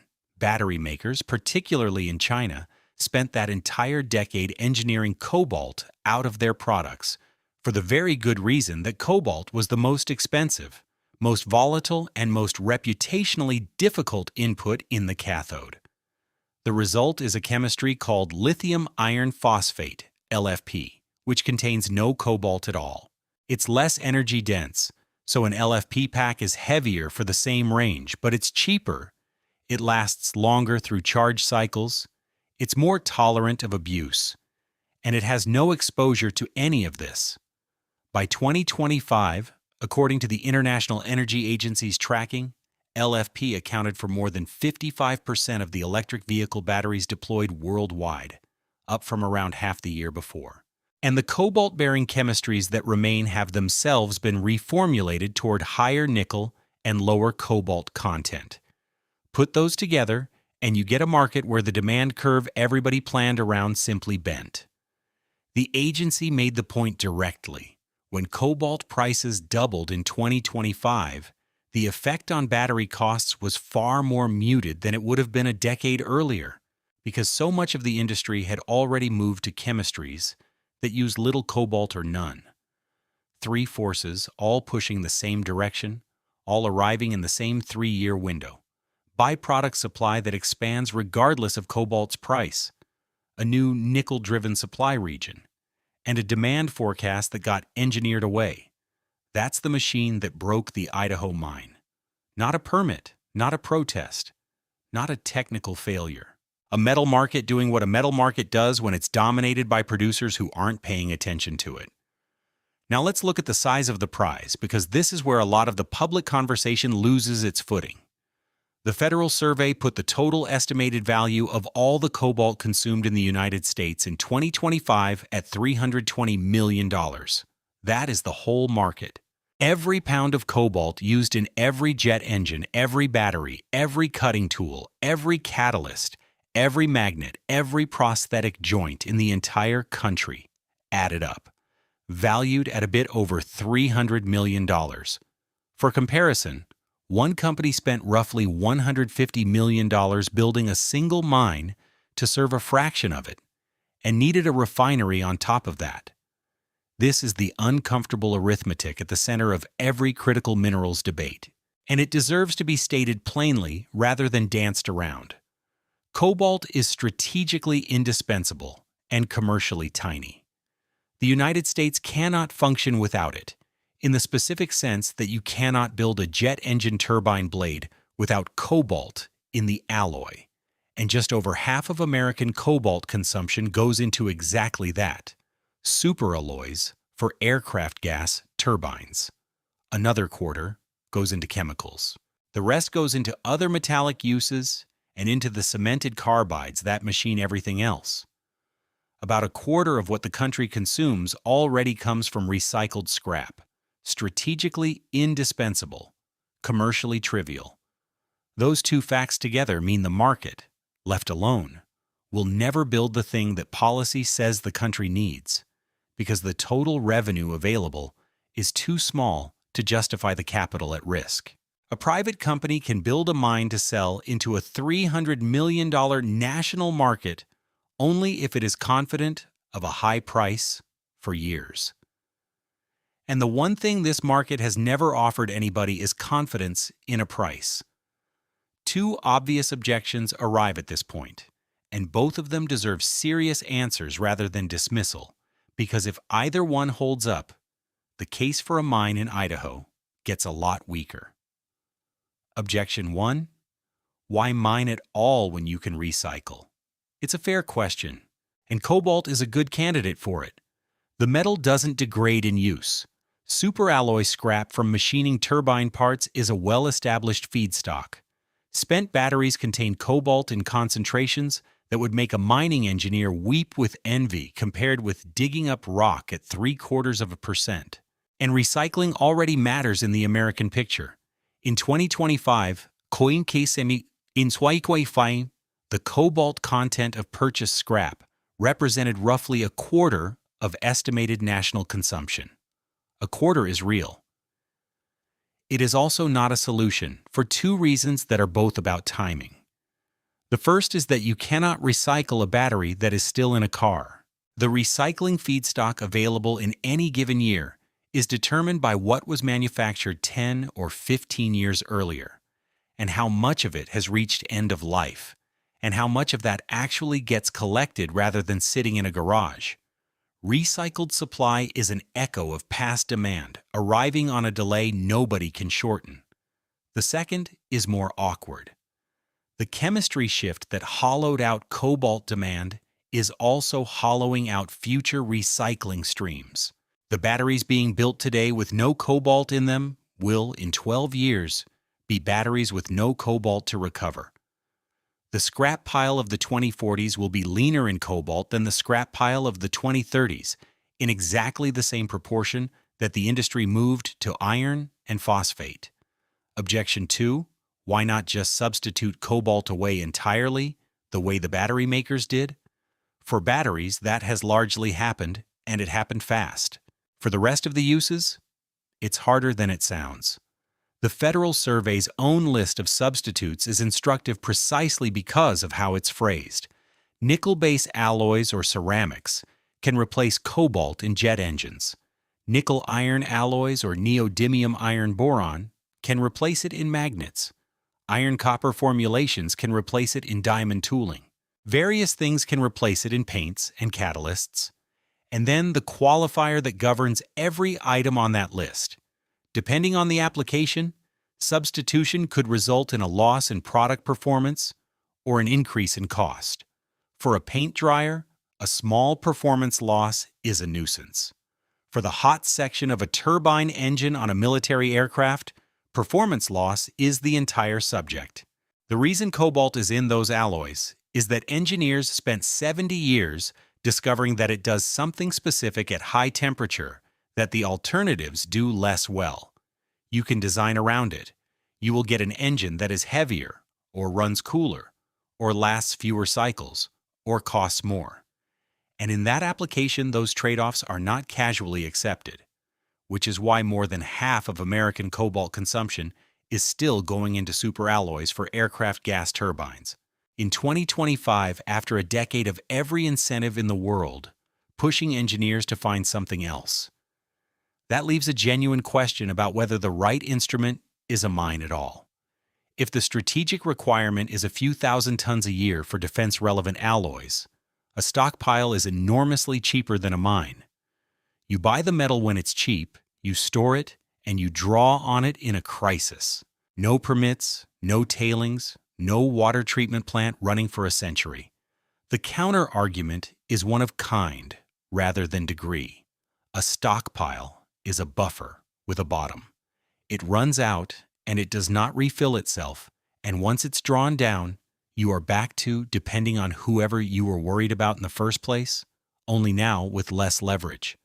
A working mine, with a working mill and a workforce that knows how to run them, is a renewable capability. It also takes years to create and cannot be conjured during the emergency it was meant for. Sensible people can weigh those differently. What you cannot sensibly do is claim the stockpile option while canceling the stockpile purchase, and we'll come back to that. Then there's the second half of the chain, the half people forget. Suppose the Idaho mine restarts tomorrow. It produces concentrate, crushed and floated rock enriched in cobalt and copper. Concentrate is not a product anybody uses. A battery maker needs cobalt sulfate. An alloy maker needs metal or a specific chemical form. Getting from concentrate to those things requires a refinery, which is a chemical plant, which is expensive, permit-intensive, and subject to exactly the same economics of scale. China remained, through 2025, the world's leading producer of refined cobalt and the world's leading consumer of it. Most of that refining capacity runs on partially refined material imported from the Congo and Indonesia. Estimates of China's share of world cobalt processing commonly land around 80%. On top of that, companies owned or controlled by Chinese interests account for most of the cobalt production in the Congo itself, which means the same set of actors sits on both the mining and the refining side of the largest source. So when the Idaho company said it needed a price recovery that aligned with American refining capacity coming online, it was describing the actual bottleneck. A mine without a refinery in a friendly jurisdiction is a mine that exports concentrate into the very supply chain the whole exercise was meant to root around. The mine is necessary. It is nowhere close to sufficient. Two more features of this market deserve attention because together they explain why a producer in Idaho is more exposed than a producer of almost any other metal you could name. The first is physical, and it's about distance. Cobalt from the Congo does not leave the Congo easily. The mines sit deep in the continental interior, in Lualaba and Haut-Katanga, and there is no ocean anywhere near them. The intermediate product, cobalt hydroxide, gets loaded into trucks and driven well over 1,000 miles across several borders to ports on the Indian Ocean, then shipped to Asia. That journey takes weeks in the best case and considerably longer when a border post is congested, a road washes out, or paperwork stalls. That physical reality shows up directly in the export quota story. When the Congolese government set quotas, the actual shipments ran well below the permitted ceiling, not because producers didn't want to sell, but because the logistics couldn't move the tonnage. At the end of 2025, there was a substantial backlog of material sitting in the country waiting on administrative processing. A quota is a number on a document.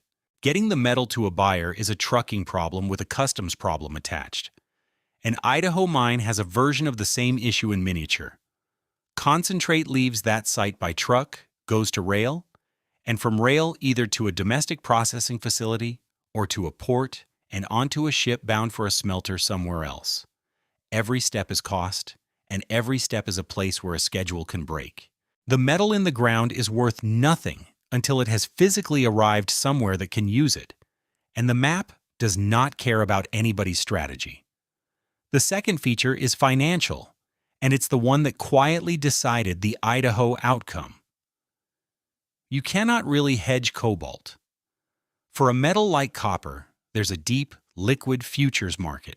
A copper producer can sell forward, locking in a price for tonnage it hasn't mined yet, which converts a wildly volatile business into a merely difficult one and lets a bank lend against a known revenue stream. Cobalt has an exchange contract, but the liquidity is thin compared with the major base metals, and a great deal of the physical market is priced off assessments published by price reporting agencies, with contracts written to reference those published numbers. The consequence for a mine developer is severe and not widely appreciated. You are spending hundreds of millions of dollars over several years against a price you cannot lock in a market where you can't take meaningful protection, on a commodity whose supply is controlled by people producing something else. Every project financing conversation runs into that wall. It's why cobalt-only projects have historically struggled to attract conventional debt, and why the ones that get built tend to be attached either to a diversified company or to a government program. There's a related wrinkle in what the cobalt price even means because there isn't one price. Hydroxide, the Congolese intermediate, trades at a payable percentage of the metal price and moved far more violently than metal did during the export ban. Cobalt sulfate, the battery chemical, is its own market driven by cathode producers. Refined metal splits again into standard grade and alloy grade. An alloy grade material suitable for aerospace superalloys commands a premium over standard grade because the specifications are tighter and the buyers cannot substitute. That last split is going to matter for the verdict, so it's worth marking. The part of cobalt demand that can walk away from the metal, batteries, has been walking away for a decade. The part that cannot walk away, aerospace and defense alloys, is a smaller market that pays more and cares intensely about where the material came from.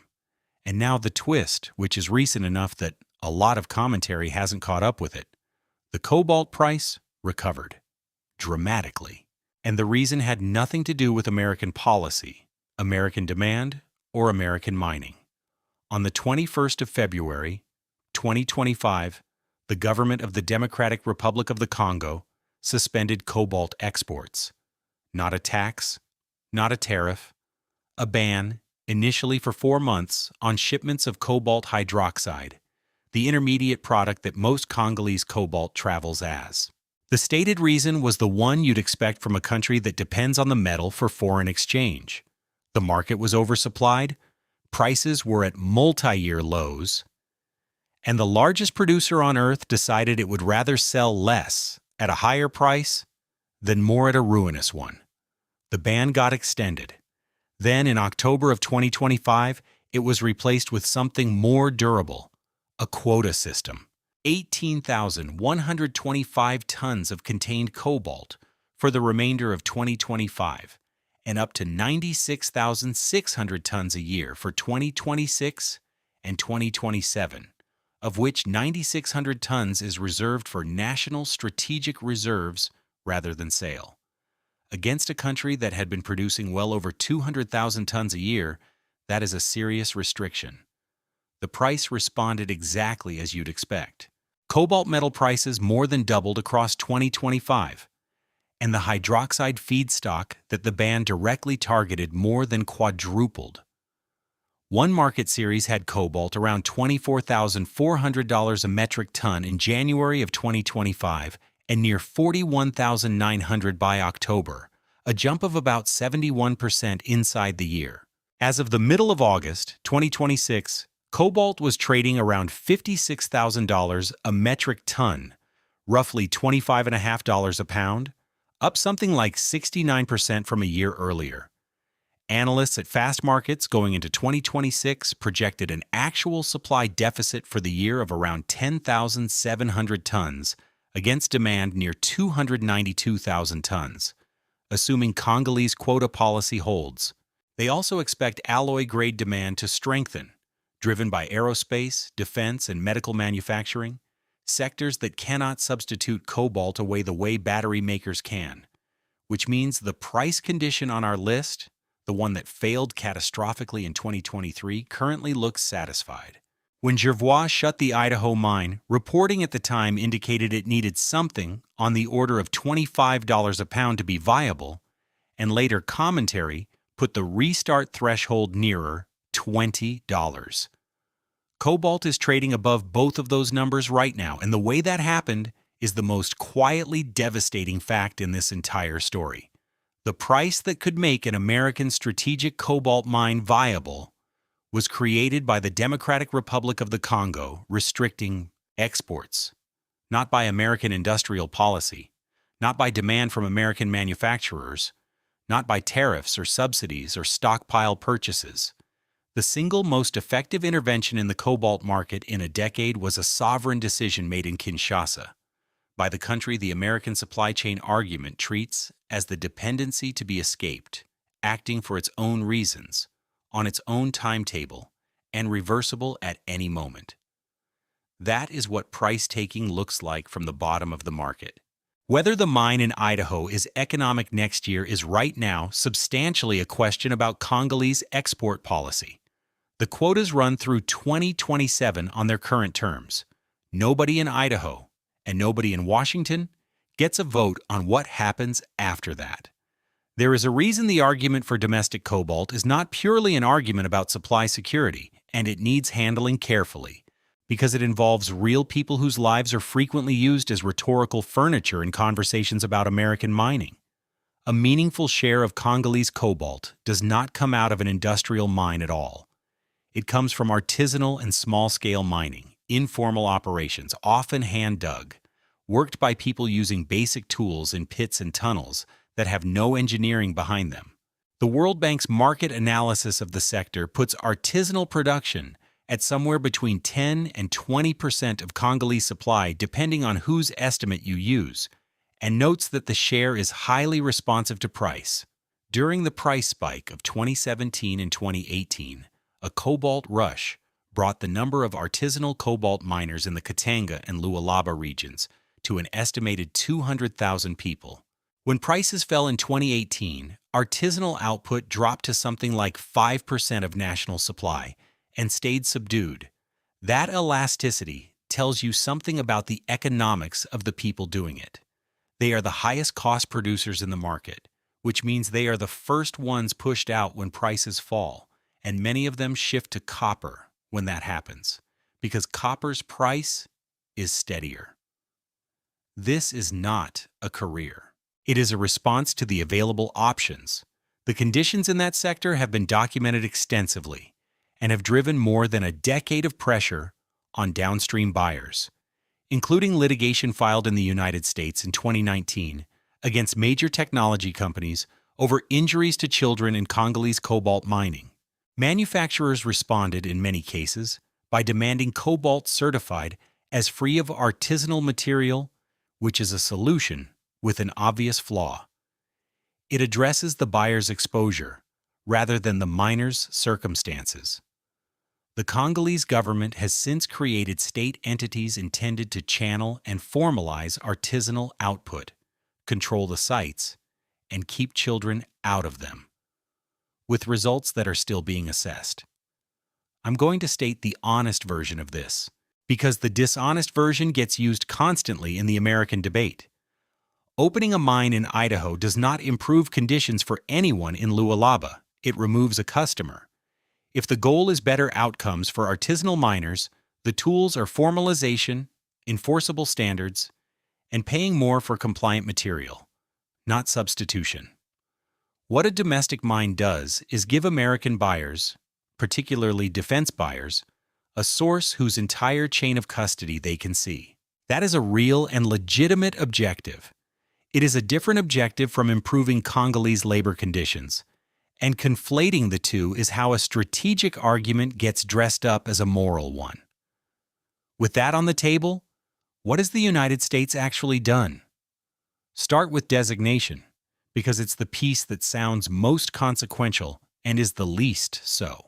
Cobalt has appeared on every version of the federal list of critical minerals since the first one was assembled, and it was on the list published in the Federal Register in February of 2022 under authority granted by the Energy Act of 2020. Being on that list makes a mineral eligible for a range of programs and directs agencies to pay attention to it. Eligibility is not money. A designation does not buy a ton of anything, does not build a refinery, and does not set a price. It is a precondition, and precondition is the right word for most of what follows. Then the defense side, which is where the real money has been. The $15 million from the Defense Department under Defense Production Act Title III, authorities funded drilling and refinery studies in Idaho. That's a serious commitment by the standards of exploration funding, and a trivial one by the standards of building anything. It bought better information. It did not buy production. The Department of Energy loan programs and the Export-Import Bank both had roles available, and the company pursued both. Those tools lower the cost of capital. They make it cheaper to borrow to build a thing. What they do not do and cannot do is guarantee that the thing will have revenue when it opens. And then there's the single item in this whole story that tells you more about where American cobalt policy actually stands than any speech, strategy document, or press release ever has. In 2025, the United States published a solicitation to buy cobalt for the National Defense Stockpile. 7,480 tons, purchased over a period of 5 years. That is a substantial number. Spread across 5 years, it's roughly 1,500 tons a year of guaranteed government demand, which is within shouting distance of what a mine in Lemhi County could produce, and it is precisely the mechanism, guaranteed federal purchasing, that built the Blackbird in 1949 and kept it running for a decade. The solicitation was canceled before the end of the year. The Federal Survey records it in a single flat sentence, the way it records everything, with no explanation attached. And the following annual materials plan, the document that lays out what the stockpile intends to acquire and dispose of in a given fiscal year, was not released at all. I don't know the internal reasoning behind that cancellation, and I'm not going to invent one. What I can say is what it demonstrates about the structure of the problem.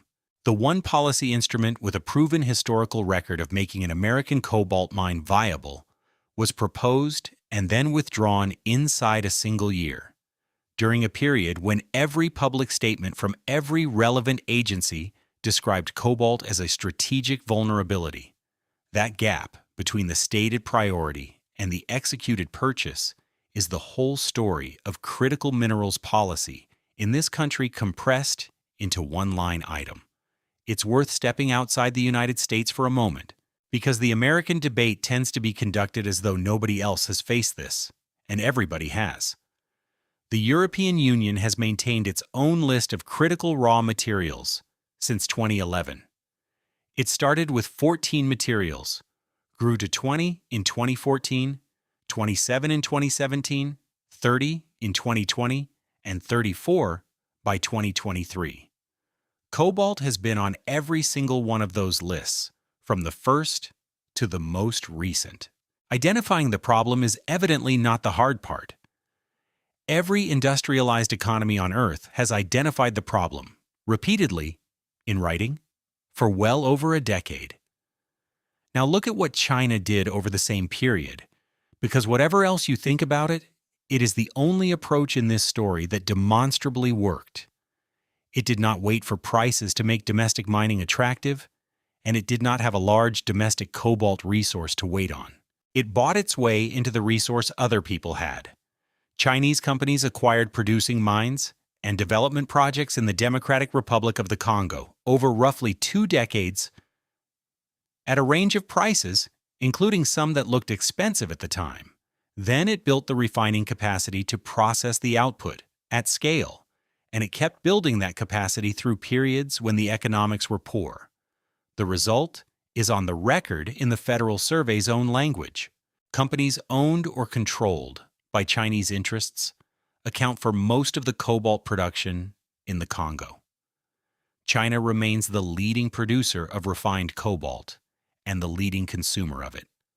That was not luck, and it was not a market outcome. It was a 20-year procurement strategy executed with patient capital, and by the time Western governments decided that cobalt dependence was a national security problem worth solving, the assets had owners and the refineries had been built, which brings the American toolkit into sharper focus and exposes what's actually missing from it. Almost every instrument the United States has deployed here is a financing instrument, a loan guarantee, a concessional loan, export credit support, a grant for drilling and feasibility studies. Financing instruments do one thing: they lower the cost of capital. They make it cheaper to borrow money to build something. That is useful when a project has a positive return that is being held back by expensive debt. It does nothing at all when the project has a negative return. Cheaper money applied to a business that loses money produces a business that loses money more slowly. No lender, however concessional, can be repaid out of a revenue stream that doesn't exist. And no rational operator borrows to build a mill so it can sell concentrate below cost. The 1950s instrument was different in kind, not degree. It didn't touch the cost side at all. It changed the revenue side by guaranteeing that a defined quantity of American cobalt would be purchased at a defined price. That converted an unbankable project into a bankable one in a single stroke, because the uncertainty that was killing it was never the interest rate. It was the price. The United States has spent the last several years offering an increasingly generous set of answers to a question nobody was asking, and declining to answer the one everybody was. And the closest it came to answering it, that stockpile solicitation, lasted less than a year. Meanwhile, the intervention that has actually moved the needle for a mine in Lemhi County came from a government in Central Africa acting on its own interests. I'll leave that where it is, because it doesn't need my help. Now, permitting, since no conversation about American mining survives 10 minutes without it. The numbers are bad, and they're not in dispute. Research published by S&P Global found that the average time from the discovery of a deposit to a producing mine in the United States runs around 29 years, the second longest of any major mining country, behind only Zambia at about 34. Canada averages around 27, Australia around 20. More recent work from the same group suggests the American figure has drifted closer to 30. Permitting alone typically accounts for 7 to 10 years of that, and for some projects considerably more. 29 years is not a schedule, it's a generation. A geologist who finds an ore body at 30 is likely to be retired before it produces, and no ordinary investor holds a position for that long. It pushes the entire early stage of American mining onto small speculative companies that survive by raising money rather than earning it, which is exactly the pattern the Idaho project followed for 2 decades. So permitting reform is a real issue with real consequences, and I don't think anyone serious argues otherwise. The Idaho case is unusually clarifying on this point, and it cuts against a story a lot of people like to tell with it. Permitting did not stop this mine. The Idaho Cobalt operations was permitted. It received its approvals. It was built, it was staffed, it produced ore, and it stopped for reasons that had nothing to do with an agency, an environmental review, or a lawsuit. Roughly $150 million went into the ground on a fully authorized project, and the thing that closed it was a price quoted in a market thousands of miles away, driven by copper mines in Central Africa and nickel plants in Indonesia. If every federal permitting delay in the United States had been eliminated in 2019, the Idaho mine would have opened a bit earlier and closed in 2023 anyway. That is worth remembering whenever someone offers permitting reform as the answer to critical minerals dependence. Faster permits would help projects that are held up by permits. This project was held up by economics, and there is no permitting statute in the world that sets the price of cobalt.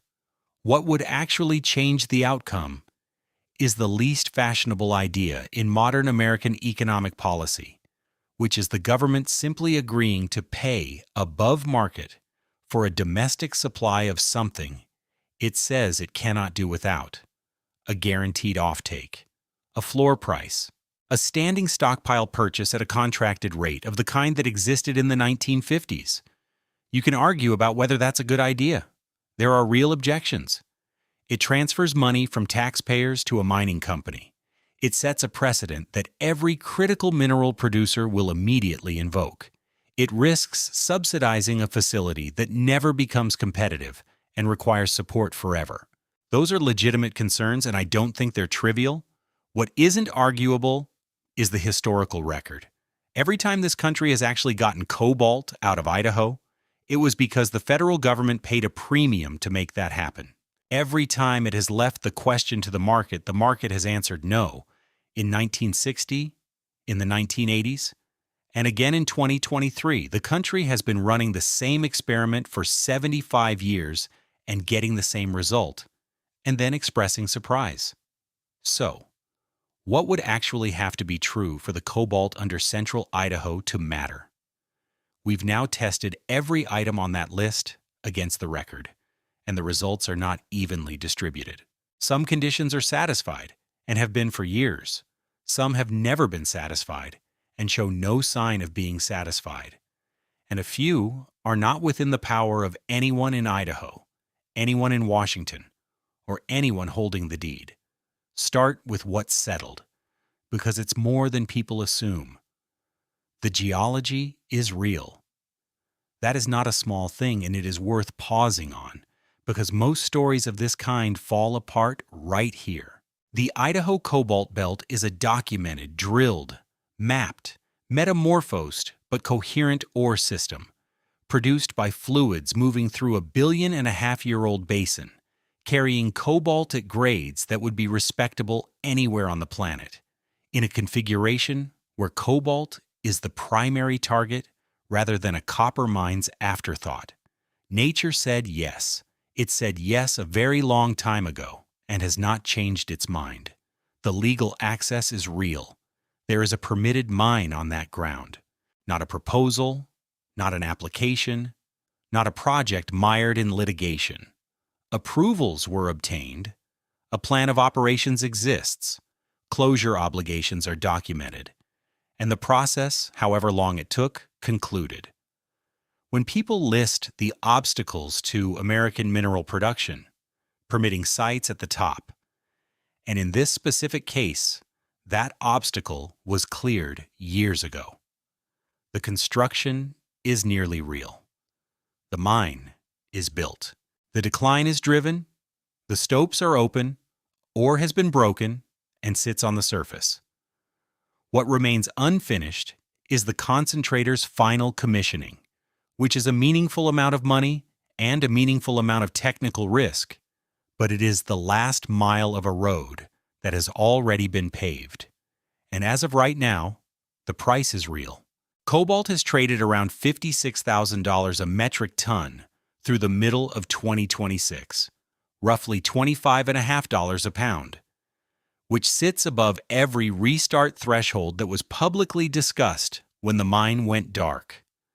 Analysts are forecasting a modest supply deficit for the year rather than a glut. Demand for alloy-grade metal, the kind aerospace and defense buy, is expected to strengthen. 4 conditions met. On the strength of that list alone, you would expect that mine to be running. Now the ones that failed. The refining condition has never been met, and it is the most serious failure on the list. A mine produces concentrate. Concentrate has to be refined into metal or into chemicals before anybody can use it. And the overwhelming majority of the world's capacity to do that sits in China, which also holds most of the ownership of the largest mining source. The Idaho company said so itself when it suspended. It expected to restart when prices recovered and when American refining capacity came into operation. Those were joined conditions, not alternatives. Federal money has gone into studying a domestic refinery and narrowing where it might go. Studying is not building. Until something exists that can take that concentrate and turn it into a product inside a jurisdiction the buyers trust, an Idaho mine is a supplier to the same chain everyone already uses, wearing a different flag. The demand condition is met only in a narrow and specific way, and that narrowness has to be stated honestly rather than glossed.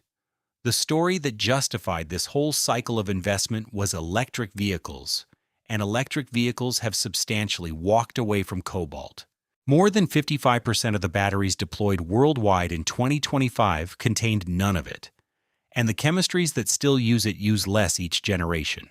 The demand that remains robust is the demand that cannot substitute superalloys for aircraft turbines, which take just over half of American cobalt consumption, plus defense applications, cutting tools, and a set of chemical uses.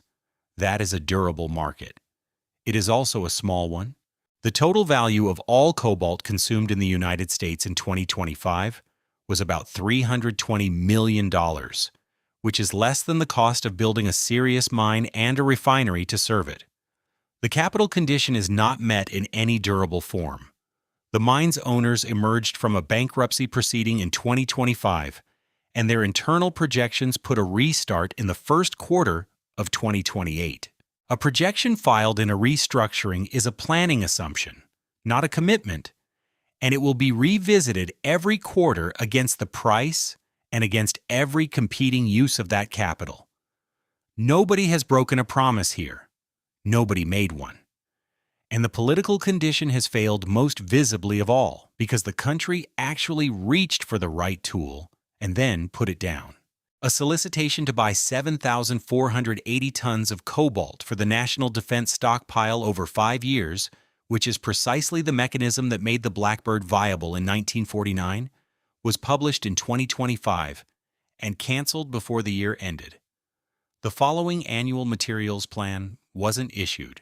Whatever the reasoning, the demonstrated behavior is that the United States wants domestic cobalt in the way people want a gym membership. Then there is the last category, the one that makes this a story about limits rather than about failure. And I think it's the most important thing to take away. Several of the decisive conditions are outside American control entirely. Whether cobalt is expensive enough to justify an Idaho mine currently depends on export policy set in Kinshasa, on quotas that run through 2027 under their present terms and could be tightened, loosened, or abandoned by a sovereign government pursuing its own revenue needs. Whether cobalt supply floods the market again depends substantially on the price of copper, because copper economics govern the Congolese mines that produce most of the world's cobalt as a co-product, and on the price of nickel, because nickel economics govern the Indonesian plants that produce most of the rest. Whether anybody needs a great deal of cobalt at all in 2040 depends on cathode chemistry decisions being made in engineering departments in Asia, Europe, and the United States right now, in a direction that has pointed away from cobalt for a decade. None of those are American decisions. None of them will ever be American decisions. And that is the honest, unglamorous shape of what it means to be a small holder of a globally traded commodity. You are a price taker in a market where the prices are set by people solving different problems. So the verdict, stated as precisely as the evidence allows, goes like this. The Idaho Cobalt Belt could change something real, and the something is narrower and more specific than the phrase everything suggests. If a domestic refining route exists, and if some form of guaranteed purchasing underwrites it, that mine could supply the entire defense-relevant portion of American cobalt demand from rock that never left the country, with a chain of custody visible end to end. For aerospace alloys, for munitions, for the applications where substitution costs performance and where knowing the provenance of your metal is itself the product. That is a genuine strategic change. Roughly 2,000 tons a year against national consumption near 9,600 is not independence, but it is the difference between having no domestic primary source and having one. What it cannot do is end American dependence on foreign cobalt. The United States holds something like 0.6% of world cobalt reserves. World production runs above 300,000 tons a year. Idaho's contribution, at full capacity, would be well under 1% of that. Anyone claiming the deposit makes the country self-sufficient is either confusing resources with reserves or hoping you will. There's also a question about who the word everything is measured against, and the answer changes the size of the claim considerably depending on where you stand. From a national perspective, the honest description is a hedge. A domestic primary source of a strategically important metal, small in tonnage, meaningful in provenance, useful mainly for the applications where the buyer's identity requirements are as demanding as the metallurgical ones. Worth having, not transformative. From Lemhi County, it is not a hedge. It is a couple of hundred jobs paying industrial wages in a place where those jobs otherwise don't exist, a tax base, a reason for young people to stay, and a road that gets plowed. The gap between those two perspectives is where most rural resource politics in the American West actually lives, and it explains why the same project can be described accurately as marginal and accurately as everything by two people who are both being honest. And what it will not do on its own is restart itself. Every condition on the list that is currently satisfied was satisfied by geology, by engineers, or by a foreign government. The two that remain unsatisfied, refining capacity and guaranteed demand, are the two that only the United States can supply, and they are the two it has consistently declined to supply for 75 years. With one decade-long exception in the 1950s that proves the point rather than refuting it. The rock has been ready since before there were vertebrates. Everything since has been a question about whether anybody wanted it badly enough to pay what it costs. It's worth separating, at the end of all this, what is actually still open from what people keep treating as open when it isn't. Several things are decided, and pretending otherwise wastes everyone's time. The deposit is decided. There is no remaining scientific question about whether central Idaho contains cobalt in economically interesting concentrations. That was answered by drill core, repeatedly, across 3/4 of a century. The environmental history is decided in both of its directions. The blackbird poisoned a major salmon tributary and sterilized long stretches of it for roughly a generation. The cleanup then brought that creek back to the point where Chinook spawned there without help, and there is a 30-year monitoring record to prove it. And the water treatment plant that made the second half possible will still be running long after everyone alive today has stopped caring how it got there. All three of those are settled facts, and anyone who cites one of them without the other two is arguing rather than informing. The direction of battery chemistry is, for practical purposes, decided for this decade. Iron and phosphate cathodes cross the halfway line of the global market, and they are not going back across it because cobalt got expensive again. The demand curve that justified the last round of investment is not returning in the shape it was drawn. Chinese dominance of cobalt refining is decided for the near term. Not because anything is irreversible in principle, but because refineries take years to permit and build, and nobody has finished building an alternative. And permitting at this specific site is decided. Whatever one thinks about federal mine permitting in general, and the 29-year average from discovery to production is a legitimate scandal. It is not the thing standing between the United States and cobalt from Lemhi County. That mine has its permits. It has had them the entire time it has been sitting silent. What remains unresolved is the following, and every one of these is a live question with no determined answer. Whether the Congolese export quota regime survives past 2027 and in what form. That single decision, made by a government pursuing its own revenue, currently governs whether an American mine is economic. Whether a cobalt refinery capable of handling that concentrate ever gets built in the United States, where, at what cost, and financed by whom. Studies have been funded. A location has been narrowed. Nothing has been poured. Whether the mine's current owners, who took possession through a bankruptcy court and answer to their investors, choose to spend the remaining capital to finish that mill in 2028 or in any other year. Whether the federal government ever commits to buy the output, having proposed exactly that in 2025 and withdrawn it within months. And whether, if all of that resolves favorably, there is still a workforce to hire. That is the piece the spreadsheets handle worst. A mine can be mothballed and reopened. The electricians, the mechanics, the mill operators, the underground miners, and the people who know how that particular rock behaves in that particular ground do not go into storage. They move away, or they take other work, or they retire. Lemhi County has now watched that happen twice, 70 years apart, and the second time it happened to about 250 households in a matter of weeks. That's the honest boundary. On one side, a set of facts nobody should still be debating. On the other, 5 open questions, of which the United States controls 2.5. And I'd add one observation about the shape of that list, because it's the thing that changed my own view while working through the record. Almost nothing on the unresolved side is technical. Nobody is waiting on a metallurgical breakthrough. Nobody is waiting for a new drilling technique or a better model of mesoproterozoic fluid flow. The rock is understood. The extraction method is understood. The environmental controls are understood well enough that the failures of the 1950s would not be repeated in the same form.